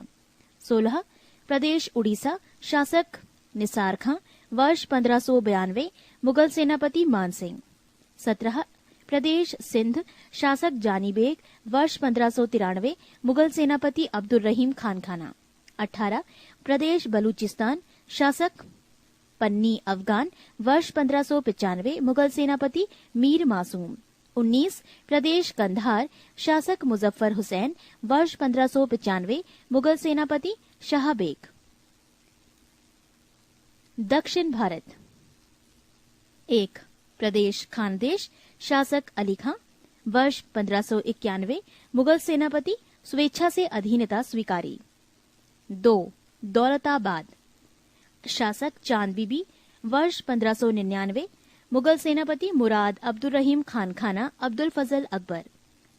3 प्रदेश अहमदनगर, शासक बहादुर शाह चांद बीबी वर्ष 1600, मुगल सेनापति कुछ नहीं। 4 प्रदेश असीरगढ़, शासक मीरन बहादुर वर्ष 1601, मुगल सेनापति अकबर यिद अकबर का अंतिम अभियान था। पृष्ठ 91। पानीपत की दूसरी लड़ाई 5 नवंबर 1556 ईस्वी को अकबर और हेमू के बीच हुई थी। मक्का का तीर्थ यात्री के दौरान पाटन नामक स्थान पर मुबारक खां नामक युवक ने बैरम खां की हत्या कर दी। मई 1562 ईस्वी में अकबर ने हरम दल से अपने को पूर्णतः मुक्त कर लिया। हल्दी घाटी का युद्ध 18 जून 1576 ईस्वी को मेवाड़ के शासक महाराणा प्रताप एवं अकबर के बीच हुआ। इस युद्ध में अकबर विजयी हुआ। इस युद्ध में मुगल सेना का नेतृत्व मान सिंह एवं आसफ खां ने किया था। अकबर का सेनापति मान सिंह था। महाराणा प्रताप की मृत्यु 57 वर्ष की उम्र में 19 जनवरी 1597 ईस्वी में हो गई। गुजरात विजय के दौरान अकबर सर्वप्रथम पुर्तगालियों से मिला और यहीं उसने सर्वप्रथम समुद्र को देखा। दीने इलाही धर्म का प्रधान पुरोहित अकबर था। दीने इलाही धर्म स्वीकार करने वाला प्रथम एवं अंतिम हिंदू शासक बीरबल था। अकबर ने जैन धर्म के जैनाचार्य हरिविजय सूरी को जगत गुरु की उपाधि प्रदान की थी। राजस्व प्राप्ति की जब्ती प्रणाली अकबर के शासनकाल में प्रचलित थी। अकबर के दीवान राजा टोडरमल ने 1580 ईस्वी में दहसाल बंदोबस्त व्यवस्था लागू की। अकबर के दरबार का प्रसिद्ध संगीतकार तानसेन था। अकबर के दरबार के प्रसिद्ध चित्रकार अब्दुस ससम्मत था। दसवंत एवं वसावन अकबर के दरबार के चित्रकार थे। अकबर के शासनकाल के प्रमुख गायक तानसेन, बाज बहादुर, बाबा रामदास एवं बैजू बावरे थे। अकबर की शासन प्रणाली की प्रमुख विशेषता मनसबदारी प्रथा थी। अकबर के समकालीन प्रसिद्ध सूफी संत शेख सलीम चिश्ती थी। अकबर की मृत्यु 16 अक्टूबर 1605 ईस्वी को हुई। इसे आगरा के निकट सिकंदरा में दफनाया गया। स्थापत्य काल के क्षेत्र में अकबर की महत्वपूर्ण कृतियां हैं दिल्ली में हुमायूं का मकबरा, आगरा का लाल किला, फतेहपुर सीकरी में शाही महल, दीवाने खास, पंचमहल, बुलंद दरवाजा, जोधाबाई का महल, इबादत खाना, इलाहाबाद का किला और लाहौर का किला। अकबर के दरबार को सुशोभित करने वाले 9 रत्न इस प्रकार थे: 1 बीरबल, 2 अबुल फजल, 3 टोडरमल, 4 भगवान दास, 5 तानसेन, 6 मानसिंह, 7 अब्दुल रहीम खानखाना, 8 मुल्ला 2 प्याजा, 9 हकीम हुकाम। अबुल फजल का बड़ा भाई फैजी अकबर के दरबार में राजकवि के पद पर आसीन था। अबुल फजल ने अकबरनामा ग्रंथ की रचना की। वो दीने इलाही धर्म का मुख्य पुरोहित था। बीरबल के बचपन का नाम महेश दास था। संगीत सम्राट तानसेन का जन्म ग्वालियर में हुआ था। इनकी प्रमुख कृतियां थी मियाँ की टोड़ी, मियाँ का मल्हार, मियाँ का सारंग आदि। कंठाभरण वाणी विलास की उपाधि अकबर ने तानसेन को दी थी। अकबर ने भगवान दास आमेर के राजा भारमल के पुत्र को अमीर उल उमरा की उपाधि दी। अकबर के कुछ महत्वपूर्ण कार्य: दास प्रथा का अंत 1562, अकबर को हरम दल से मुक्ति 1562, तीर्थ यात्रा कर समाप्त 1563, जजिया कर समाप्त 1564, फतेहपुर सीकरी की स्थापना एवं राजधानी का आगरा से फतेहपुर सीकरी स्थानांतरण 1571, इबादत खाने की स्थापना 1575, इबादत खाने में सभी धर्मों के लोगों के प्रवेश की अनुमति 1578, मजहर की घोषणा 1579, दीने इलाही की स्थापना 1582, इलाही संबत की शुरुआत 1583, राजधानी लाहौर स्थानांतरित 1585। पृष्ठ 52। यूसुफ फजाइयों के विद्रोह को दबाने के दौरान बीरबल की हत्या हो गई। 1602 ईस्वी में सलीम जहांगीर के निर्देशन पर दक्षिण से आगरा की ओर आ रहे अबुल फजल के रास्ते में वीर सिंह बुंदेला नामक सरदार ने हत्या कर दी। मुगल सम्राट अकबर ने अनुवाद विभाग की स्थापना की। नकीब खां, अब्दुल कादिर बदायूनी तथा शेख सुल्तान ने रामायण एवं महाभारत का फारसी अनुवाद किया व महाभारत का नाम रज़्मनामा युद्धों की पुस्तक रखा। पंचतंत्र का फारसी भाषा में अनुवाद अबुल फजल ने अनवरे सादात नाम से तथा मौलाना हुसैन फैज ने यारे दानिश नाम से किया। हाजी इब्राहिम सरहदी ने अर्थवेद का मुल्लाह शाह मोहम्मद ने राज तरंगिणी का अब्दुल रहीम खान खाना ने तुज़के बाबरी का तथा फैजी ने लीलावती की फारसी में अनुवाद किया। फैजी ने नल दमयंती सूरदास द्वारा रचित कथा का फारसी में अनुवाद कर उसका नाम सहेली रखा। अकबर के काल को हिंदी साहित्य का स्वर्ण काल कहा जाता है। अकबर ने बीरबल को कविप्रिय एवं नरहरि को महापात्र की उपाधि प्रदान की। बुलंद दरवाजा का निर्माण अकबर ने गुजरात विजय के उपलक्ष्य में करवाया था। 4 बाग बनाने की परंपरा अकबर के समय शुरू हुई। अकबर ने शीरी कलम की उपाधि अब्दुस सम्मद को एवं जड़ी कलम की उपाधि मोहम्मद हुसैन कश्मीरी को दिया।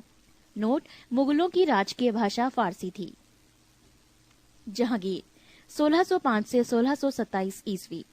अकबर का उत्तराधिकारी सलीम हुआ, जो 24 अक्टूबर 1605 ईस्वी को नूरुद्दीन महम जहांगीर बादशाही गाजी की उपाधि धारण कर गद्दी पर बैठा। जहांगीर का जन्म 30 अगस्त 1569 ईस्वी में हुआ था। अकबर ने अपने पुत्र का नाम सलीम सूफी संत शेख सलीम चिश्ती के नाम पर रखा। जहांगीर को न्याय की जंजीर के लिए याद किया जाता है। ये जंजीर सोने की बनी थी, जो आगरे के किले के शाहबुर्ज एवं यमुना तट पर स्थित पत्थर के खंबे में लगवाई हुई थी। जहांगीर द्वारा शुरू की गई तुज़के जहांगीरी नामक आत्मकथा को पूरा करने का श्रेय मौतबिंद खां को है। जहांगीर के सबसे बड़े पुत्र खुसरो ने 1606 ईस्वी में अपने पिता के विरुद्ध विद्रोह कर दिया। खुसरो और जहांगीर की सेना के बीच युद्ध जालंधर के निकट बहरावल नामक मैदान में हुआ। खुसरो को पकड़कर कैद में डाल दिया गया। खुसरो की सहायता देने के कारण जहांगीर ने सिखों के 5वें गुरु अर्जुन देव को फांसी दिलवा दी। खुसरो गुरु से गोइंदवाल में मिला था। अहमदनगर के वजीर मलिक अंबर के विरुद्ध सफलता से खुश होकर जहांगीर ने खुर्रम खां को शाहजहां की उपाधि प्रदान की। 1622 ईस्वी में कंधार मुगलों के हाथ से निकल गया। शाह अब्बास ने इस पर अधिकार कर लिया। नूरजहां ईरान निवासी मिर्जा गयाज बेग की पुत्री नूरजहां का वास्तविक नाम मेहरुन्निसा था। 1594 ईस्वी में नूरजहां का विवाह अली कुली बेग से संपन्न हुआ। जहांगीर ने एक शेर मारने के कारण अली कुली बेग को शेर अफगान की उपाधि प्रदान की। 1607 में शेर अफगान की मृत्यु के बाद मेहरुन्निसा अकबर की विधवा सलीम बेगम की सेवा में नियुक्त हुई। सर्वप्रथम जहांगीर ने नवरोज त्योहार के अवसर पर मेहरुन्निसा को देखा और उसके सौंदर्य पर मुग्ध होकर जहांगीर ने मई 1611 में उससे विवाह कर लिया।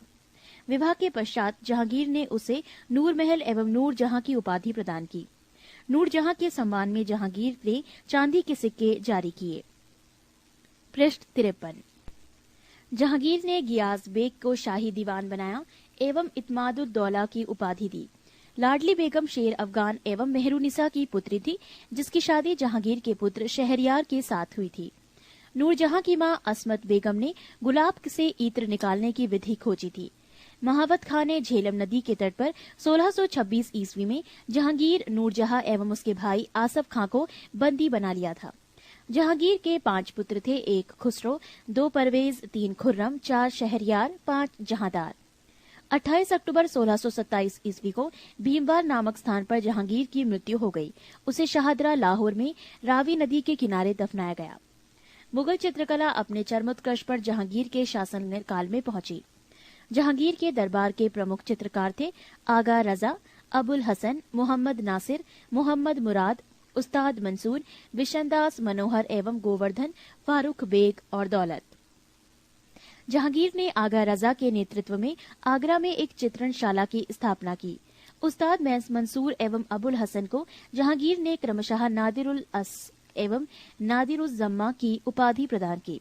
जहांगीर ने अपनी आत्मकथा में लिखा कि कोई भी चित्र, चाहे वो किसी मृतक व्यक्ति या जीवित व्यक्ति द्वारा बनाया गया हो, मैं देखते ही तुरंत बता सकता हूँ कि ये किस चित्रकार की कृति है।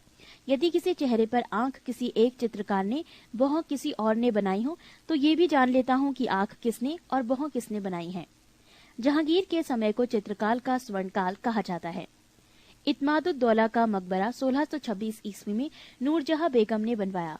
मुगलकालीन वास्तुकला के अंतर्गत निर्मित ये प्रथम ऐसी इमारत है जो पूर्ण रूप से बेदाग सफेद संगमरमर से निर्मित है। सर्वप्रथम इसी इमारत में पितृदुरा नामक जड़ाऊ काम किया गया। अशोक के कौशाम्बी स्तंभ वर्तमान में प्रयाग पर समुद्रगुप्त की प्रयाग प्रशस्ति तथा जहांगीर का लेख उत्कीर्ण है। जहांगीर के मकबरा का निर्माण नूरजहां ने करवाया था। जहांगीर के शासनकाल में captain Hawkins, sir Thomas raw, William Finch एवं एडवर्ड टेरी जैसे यूरोपीय यात्री आए थे। शाहजहां 1627 से 1657 ईस्वी। जहांगीर के बाद सिंहासन पर शाहजहां बैठा। जोधपुर के शासक मोटा राजा उदय सिंह की पुत्री जगत गोसाई के गर्भ से 5 जनवरी 1592 ईस्वी को खुर्रम शाहजहां का जन्म लाहौर में हुआ था। 1612 ईस्वी में खुर्रम का विवाह आसम खां की पुत्री अर्जुमंद बानो बेगम से हुआ, जिसे शाहजहां ने मलिकाए जमानी की उपाधि प्रदान की। 7 जून 1631 ईस्वी में प्रसव पीड़ा के कारण उसकी मृत्यु हो गई। 4 फरवरी 1628 ईस्वी को शाहजहां आगरे में अब्दुल मुजफ्फर शहाबुद्दीन मोहम्मद साहिब किरने सानी की उपाधि प्राप्त कर सिंहासन पर बैठा। शाहजहां ने आसफ खां को वजीर पद एवं महावत खां को खान खाना की उपाधि प्रदान की। इसने नूरजहां को 2 लाख रुपए प्रतिवर्ष की पेंशन देकर लाहौर जाने दिया, जहां 1645 ईस्वी में उसकी मृत्यु हो गई। अपनी बेगम मुमताज महल की याद में शाहजहां ने ताजमहल का निर्माण आगरे में उसकी कब्र के ऊपर करवाया। ताजमहल का निर्माण करने वाला मुख्य स्थापत्य कलाकार उस्ताद अहमद लाहौरी था। मयूर सिंहासन का निर्माण शाहजहां ने करवाया था। इसका मुख्य कलाकार बे बादल खां था। पृष्ठ 54। शाहजहां के शासनकाल को स्थापत्य कला का स्वर्ण युग कहा जाता है। शाहजहां द्वारा बनवाई गई प्रमुख इमारतें हैं दिल्ली का लाल किला, दीवाने आम, दीवाने खास, दिल्ली जामा मस्जिद, आगरा मोती मस्जिद और ताजमहल आदि। शाहजहां ने 1638 ईस्वी में अपनी राजधानी को आगरा से दिल्ली लाने के लिए यमुना नदी के दाहिने तट पर शाहजहानाबाद की नींव डाली। आगरे के जामा मस्जिद का निर्माण शाहजहां की पुत्री जहां आरा ने करवाई। शाहजहां के दरबार के प्रमुख चित्रकार मोहम्मद फकीर एवं मीर हासिम थे। शाहजहां ने संगीतज्ञ लाल खां को गुड़ समंदर की उपाधि दी थी। शाहजहां के पुत्रों एवं दारा शिकोह सर्वाधिक विद्वान था। इसने भगवत गीता, योग, वशिष्ठ, उपनिषद एवं रामायण का अनुवाद फारसी में करवाया। इसने सर्रे अकबर महान रहस्य नाम से उपनिषदों का अनुवाद करवाया था। दारा शिकोह कादिरी सिलसिले में मुल्लाह शाह बदख्शी का शिष्य था। शाहजहां ने दिल्ली में एक कॉलेज का निर्माण एवं दारुल बका नामक कॉलेज की मरम्मत करवाई। सितंबर 1657 ईस्वी में शाहजहां के गंभीर रूप से बीमार पड़ने और मृत्यु का अफवाह फैलने के कारण उसके पुत्रों के बीच उत्तराधिकार का युद्ध प्रारंभ हुआ। उस समय शुजा बंगाल, मुराद गुजरात एवं औरंगजेब दक्कन में था। 15 अप्रैल 1658 ईस्वी में दारा एवं औरंगजेब के बीच धर्मट का युद्ध हुआ। इस युद्ध में दारा की पराजय हुई। सामूगढ़ का युद्ध 29 मई 1658 ईस्वी को दारा एवं औरंगजेब के बीच हुआ। इस युद्ध में भी दारा की हार हुई। उत्तराधिकार का अंतिम युद्ध देवराई की घाटी में मार्च 1659 ईस्वी में हुआ। इस युद्ध में दारा को पराजित होने पर उसे इस्लाम धर्म की अवहेलना करने के अपराध में 30 अगस्त 1659 ईस्वी को हत्या कर दी गई। शाह बुलंद Iqbal, king of Lofty Fortune के रूप में दारा शिकोह जाना जाता है। 8 जून 1658 ईस्वी को औरंगजेब ने शाहजहां को बंदी बना लिया। आगरे के किले में अपने कैदी जीवन के 8वें वर्ष अर्थात 22 जनवरी 1666 ईस्वी को 74 वर्ष की अवस्था में शाहजहां की मृत्यु हो गई। औरंगजेब 1658 से 1707 ईस्वी। औरंगजेब का जन्म 24 अक्टूबर 1618 ईस्वी को दुहात गुजरात नामक स्थान पर हुआ था। औरंगजेब के बचपन का अधिकांश समय नूरजहां के पास बीता। 18 मई 1637 ईस्वी को फारस के राजघराने की दिलराज बानो बेगम के साथ औरंगजेब का निकाह हुआ। आगरा पर कब्जा कर जल्दबाजी में औरंगजेब ने अपना राज्याभिषेक अबुल मुजफ्फर मुहउद्दीन मुजफ्फर औरंगजेब बहादुर आलमगीर की उपाधि से 31 जुलाई 1658 को करवाया। देवराई के युद्ध में सफल होने के बाद 15 मई 1659 को औरंगजेब ने दिल्ली में प्रवेश किया और शाहजहां के शानदार महल में 5 जून 1659 को दूसरी बार राज्याभिषेक करवाया। औरंगजेब के गुरु थे मीर मोहम्मद हकीम। औरंगजेब सुन्नी धर्म को मानता था, उसे जिंदा पीर कहा जाता था। जयसिंह एवं शिवाजी के बीच पुरंदर की संधि 22 जून 1665 ईस्वी को संपन्न हुई। मई 1666 ईस्वी को आगरे के किले के दीवान आम पर औरंगजेब के समक्ष शिवाजी उपस्थित हुए। यहाँ शिवाजी को कैद कर जयपुर भवन में रखा गया। इस्लाम नहीं स्वीकार करने के कारण सिखों के 9वें गुरु तेग बहादुर की हत्या औरंगजेब ने 1675 में दिल्ली में करवा दी थी। औरंगजेब ने 1679 ईस्वी में जजिया कर को पुनः लागू किया। औरंगजेब ने बीबी का मकबरा का निर्माण 1679 ईस्वी में औरंगाबाद महाराष्ट्र में करवाया। पृष्ठ 55। 1686 ईस्वी में बीजापुर एवं 1697 में गोलकुंडा को औरंगजेब ने मुगल साम्राज्य में मिला लिया। मदन्ना एवं अकन्ना नामक ब्राह्मणों का संबंध गोलकुंडा के शासक अब्दुल हसन से था। औरंगजेब के समय हुए जाट विद्रोह का नेतृत्व गोकुला एवं राजाराम ने किया। 1670 ईस्वी में तिलपत की लड़ाई में जाट परास्त हुए। गोकुल को मौत के घाट उतार दिया गया। इसके बावजूद जाटों ने 1685 ईस्वी में राजाराम के नेतृत्व में पुनः विद्रोह किया। इन जाटों ने सिकंदरा में स्थित अकबर के मकबरे को भी लूटा। भरतपुर राजवंश की नींव औरंगजेब के शासनकाल में जाट नेता एवं राजाराम के भतीजा चूड़ामन ने डाली। औरंगजेब ने के समय में हिंदू मनसबदारों की संख्या लगभग 337 थी, जो अन्य मुगल सम्राटों की तुलना में अधिक थी। औरंगजेब का पुत्र अकबर ने दुर्गादास के बहकावे में आकर अपने पिता के खिलाफ विद्रोह किया। औरंगजेब ने कुरान को अपने शासन का आधार बनाया। इसने सिक्के पर कलमा खुदवाना, नवरोज का त्योहार मनाना, भांग की खेती करना, गाना बजाना, झरोका दर्शन, तुलादान प्रथा। इस प्रथा में सम्राट को उसके जन्मदिन पर सोने, चांदी तथा अन्य वस्तुओं से तौलने की प्रथा थी। ये अकबर के जमाने में प्रारंभ हुई थी। आदि पर प्रतिबंध लगा दिया। औरंगजेब ने दरबार में संगीत पर पाबंदी लगा दी तथा सरकारी संगीतज्ञों को अवकाश दे दिया गया। भारतीय शास्त्रीय संगीत पर फारसी में सबसे अधिक पुस्तकें औरंगजेब के ही शासनकाल में लिखी गईं। औरंगजेब स्वयं वीणा बजाने में दक्ष था। औरंगजेब ने 1665 ईस्वी में हिंदू मंदिरों को तोड़ने का आदेश दिया। इसके शासनकाल में तोड़े गए मंदिरों में सोमनाथ का मंदिर, बनारस का विश्वनाथ मंदिर एवं वीर सिंह देव द्वारा जहांगीर काल में मथुरा में निर्मित केशव राय मंदिर थे। औरंगजेब की मृत्यु 20 फरवरी 1707 ईस्वी को हुई। इसे खुलदाबाद, जो अब रोजा कहलाता है, में दफनाया गया। औरंगजेब के समय सूबों की संख्या 20 थी। औरंगजेब दारुल हर्ब, काफिरों का देश, को दारुल इस्लाम, इस्लाम का देश में परिवर्तित करने को अपना महत्वपूर्ण लक्ष्य मानता था। नोट: औरंगजेब के शासनकाल में मुगल सेना में सर्वाधिक हिंदू सेनापति थे।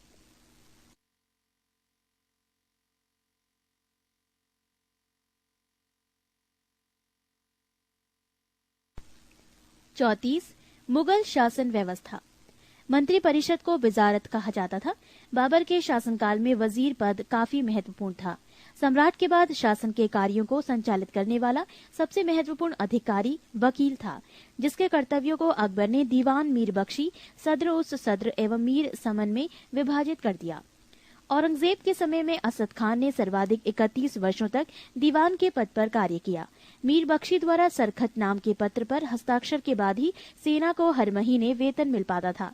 जब कभी सद्र न्याय विभाग के प्रमुख का कार्य करता था, तब उसे काजी कहा जाता था। लगानहीन भूमि मददे माश का निरीक्षण सद्र करता था।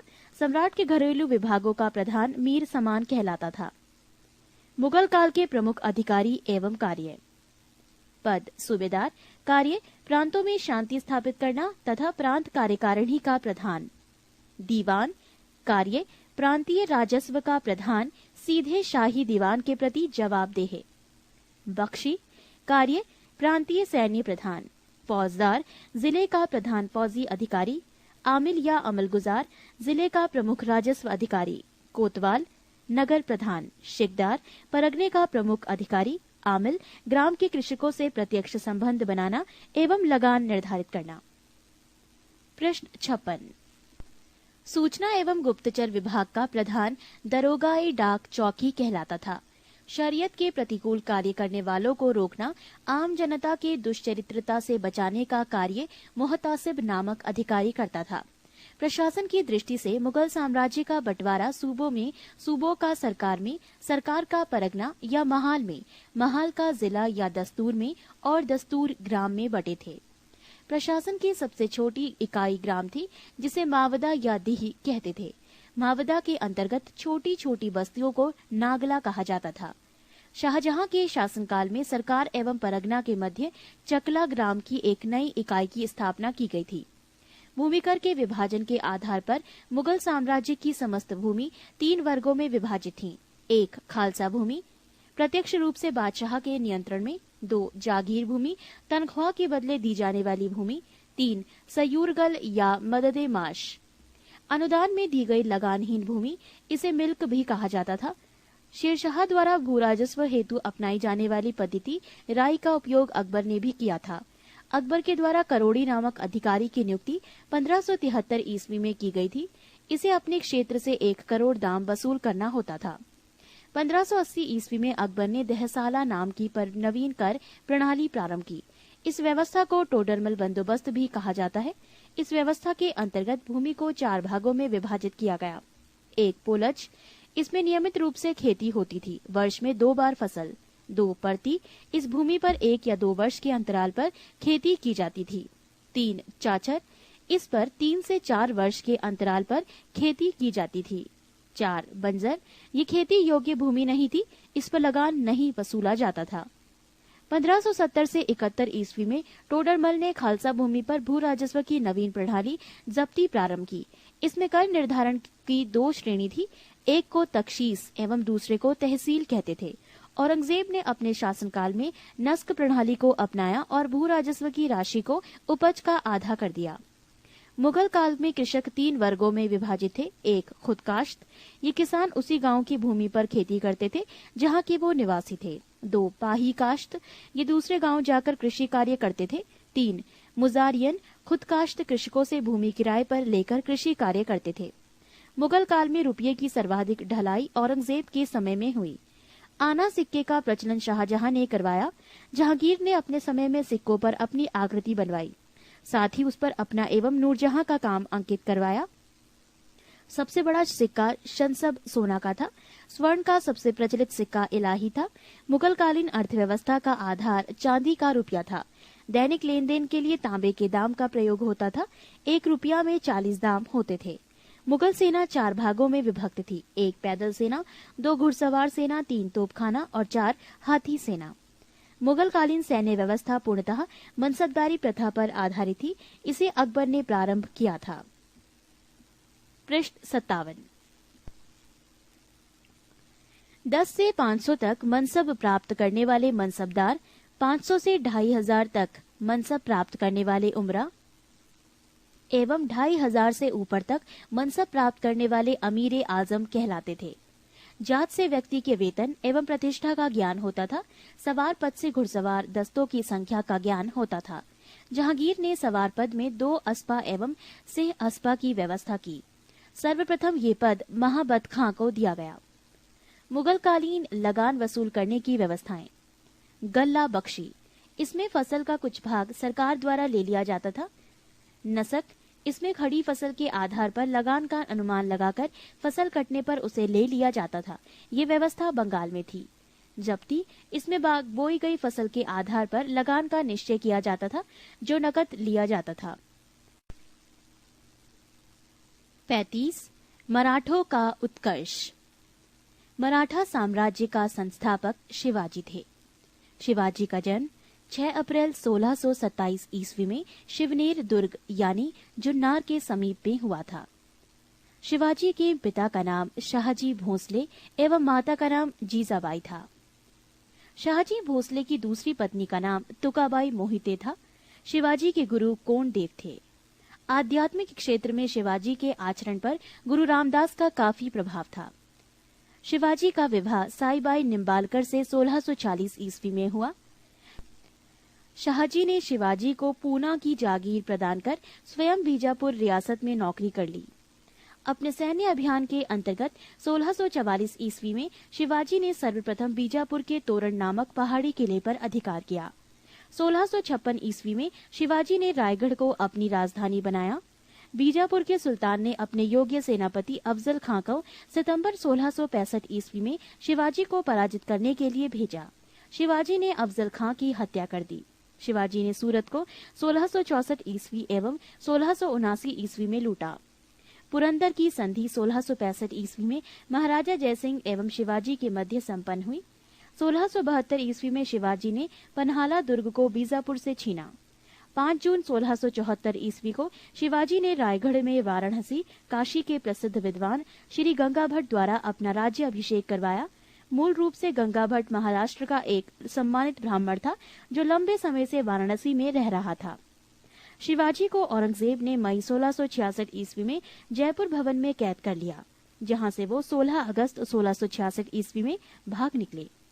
मात्र 53 वर्ष की आयु में 3 अप्रैल 1680 ईस्वी को शिवाजी की मृत्यु हो गई।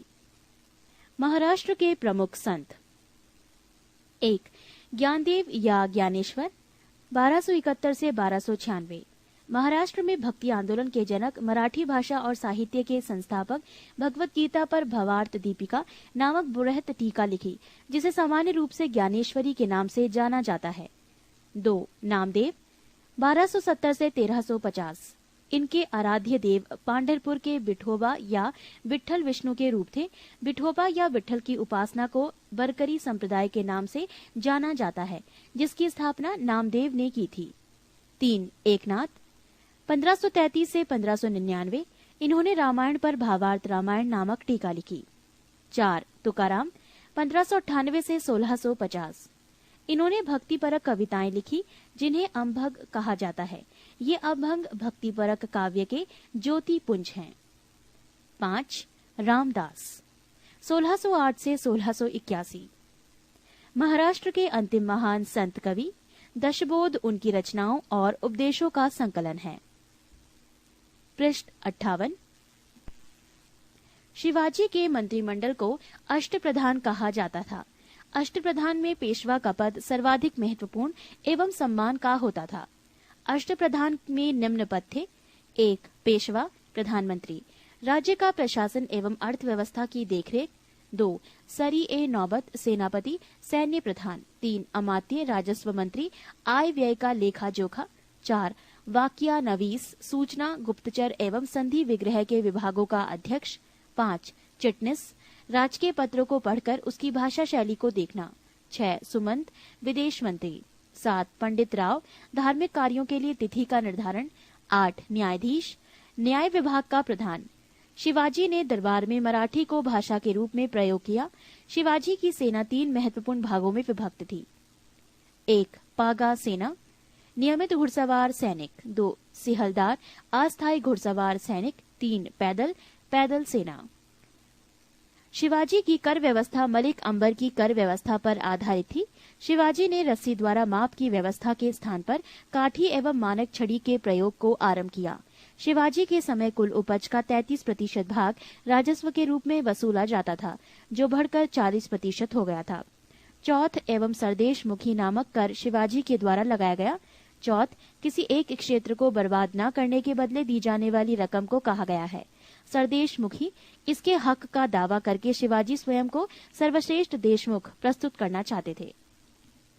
शिवाजी ने किले की सुरक्षा के लिए नियुक्त अधिकारी। हवलदार, किले की आंतरिक व्यवस्था की देखरेख। सरैनोबत, किले की सेना का नेतृत्व। सवनिस, किले की अर्थव्यवस्था, पत्र व्यवहार एवं भंडार की देखरेख। शिवाजी के उत्तराधिकारी। शिवाजी का उत्तराधिकारी संभाजी था। संभाजी ने उज्जैन के हिंदी एवं संस्कृत के प्रकांड विद्वान कवि कलश को अपना सलाहकार नियुक्त किया। मार्च 1689 ईस्वी को मुगल सेनापति मरखरब खान ने संगमेश्वर में छिपे हुए संभाजी एवं कवि कलश को गिरफ्तार कर लिया और उसकी हत्या कर दी। संभाजी के बाद 1689 ईस्वी में राजाराम को नए छत्रपति के रूप में राज्य अभिषेक किया गया। राजाराम ने अपनी दूसरी राजधानी सतारा को बनाया। राजाराम मुगलों से संघर्ष करता हुआ 1700 ईस्वी में मारा गया। राजाराम की मृत्यु के बाद उसकी विधवा पत्नी ताराबाई अपने 4 वर्षीय पुत्र शिवाजी द्वितीय का राज्याभिषेक करवाकर मराठा साम्राज्य की वास्तविक संरक्षिका बन गई। 1707 ईस्वी में औरंगजेब की मृत्यु के बाद संभाजी के पुत्र साहू, जो औरंगजेब के कब्जे में थे, भोपाल के निकट के मुगल शिविर से वापस महाराष्ट्र आया। साहू एवं ताराबाई के बीच 1707 ईस्वी में खेड़ा का युद्ध हुआ, जिसमें साहू विजयी हुआ। साहू ने 22 जनवरी 1708 ईस्वी को सतारा में अपना राज्य अभिषेक करवाया।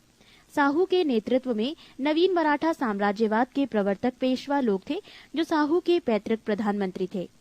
पेशवा पद पहले पेशवा के साथ ही वंशानुगत हो गया था। 1713 ईस्वी में साहू ने बालाजी विश्वनाथ को पेशवा बनाया। इनकी मृत्यु 1720 ईस्वी में हुई। इसके बाद पेशवा बाजीराव प्रथम हुए। पृष्ठ 59।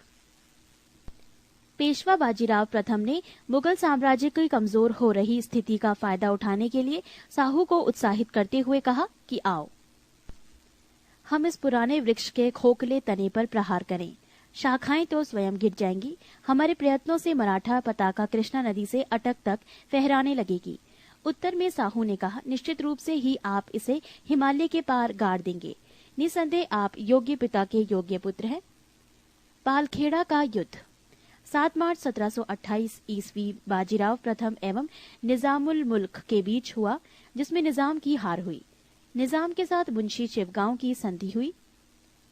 अंग्रेज मराठा संघर्ष के अंतर्गत होने वाली प्रमुख संधियां और वर्ष: सूरत की संधि वर्ष 1775, पुरंदर की संधि 1776, बड़गांव की संधि 1779, सालाबाई की संधि 1782, बसीन की संधि 1802, देवगांव की संधि 1803, सुरजी अर्जुन गांव की संधि 1803, राजापुर घाट की संधि 1804, नागपुर की संधि 1816, ग्वालियर की संधि 1817, पूना की संधि 1817, मंदसौर की संधि 1818। दिल्ली पर आक्रमण करने वाला प्रथम पेशवा बाजीराव प्रथम था, जिसने 29 मार्च 1737 ईस्वी को दिल्ली पर धावा बोला था। उस समय मुगल बादशाह मुहम्मद शाह दिल्ली छोड़ने के लिए तैयार हो गया था। बाजीराव प्रथम मस्तानी नामक महिला से संबंध होने के कारण चर्चित रहा था। 1740 ईस्वी में बाजीराव प्रथम की मृत्यु हो गई। बाजीराव प्रथम की मृत्यु के बाद बालाजी बाजीराव 1740 ईस्वी में पेशवा बना। 1750 ईस्वी में संगोला संधि के बाद पेशवा के हाथ में सारे अधिकार सुरक्षित हो गए। बालाजी बाजीराव को नाना साहब के नाम से भी जाना जाता था। झलकी की संधि हैदराबाद के निजाम एवं बालाजी बाजीराव के मध्य हुई। बालाजी बाजीराव के समय में ही पानीपत का तृतीय युद्ध 14 जनवरी 1761 को हुआ, जिसमें मराठों की हार हुई। इस हार को नहीं सह पाने के कारण बालाजी की मृत्यु 1761 ईस्वी में हो गई। माधवराव नारायण प्रथम 1761 ईस्वी में पेशवा बना। इसने मराठों की खोई हुई प्रतिष्ठा को पुनः प्राप्त करने का प्रयास किया। माधवराव ने ईस्ट इंडिया कंपनी की पेंशन पर रह रहे मुगल बादशाह शाह आलम द्वितीय को पुनः दिल्ली की गद्दी पर बैठाया। मुगल बादशाह अब मराठों का पेंशन भोगी बन गया। पेशवा नारायण राव 1772 से 73 की हत्या उसके चाचा रघुनाथ राव के द्वारा की गई। पेशवा माधवराव नारायण द्वितीय की अल्पायु के कारण मराठा राज्य की देखरेख 12 बाई थे सभा नाम की 12 सदस्यों की एक परिषद करती थी। इस परिषद के 2 महत्वपूर्ण सदस्य थे, महादजी सिंधिया एवं नाना फडणवीस। अंतिम पेशवा राघोबा का पुत्र बाजीराव द्वितीय था, जो अंग्रेजों की सहायता से पेशवा बना था। मराठों के पतन में सर्वाधिक योगदान इसी का था। ये सहायक संधि स्वीकार करने वाला प्रथम मराठा सरदार था।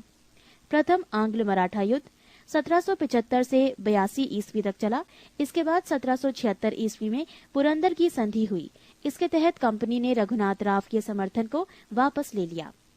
द्वितीय आंग्ला मराठा युद्ध 1803 से 1805 ईस्वी में हुआ। इसमें भोसले नागपुर ने अंग्रेजों को चुनौती दी।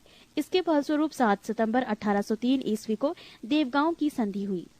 तृतीय आंग्ला मराठा युद्ध 1816 से 1818 ईस्वी में हुआ। इस युद्ध के बाद मराठा शक्ति और पेशवा के वंशानुगत पद को समाप्त कर दिया गया।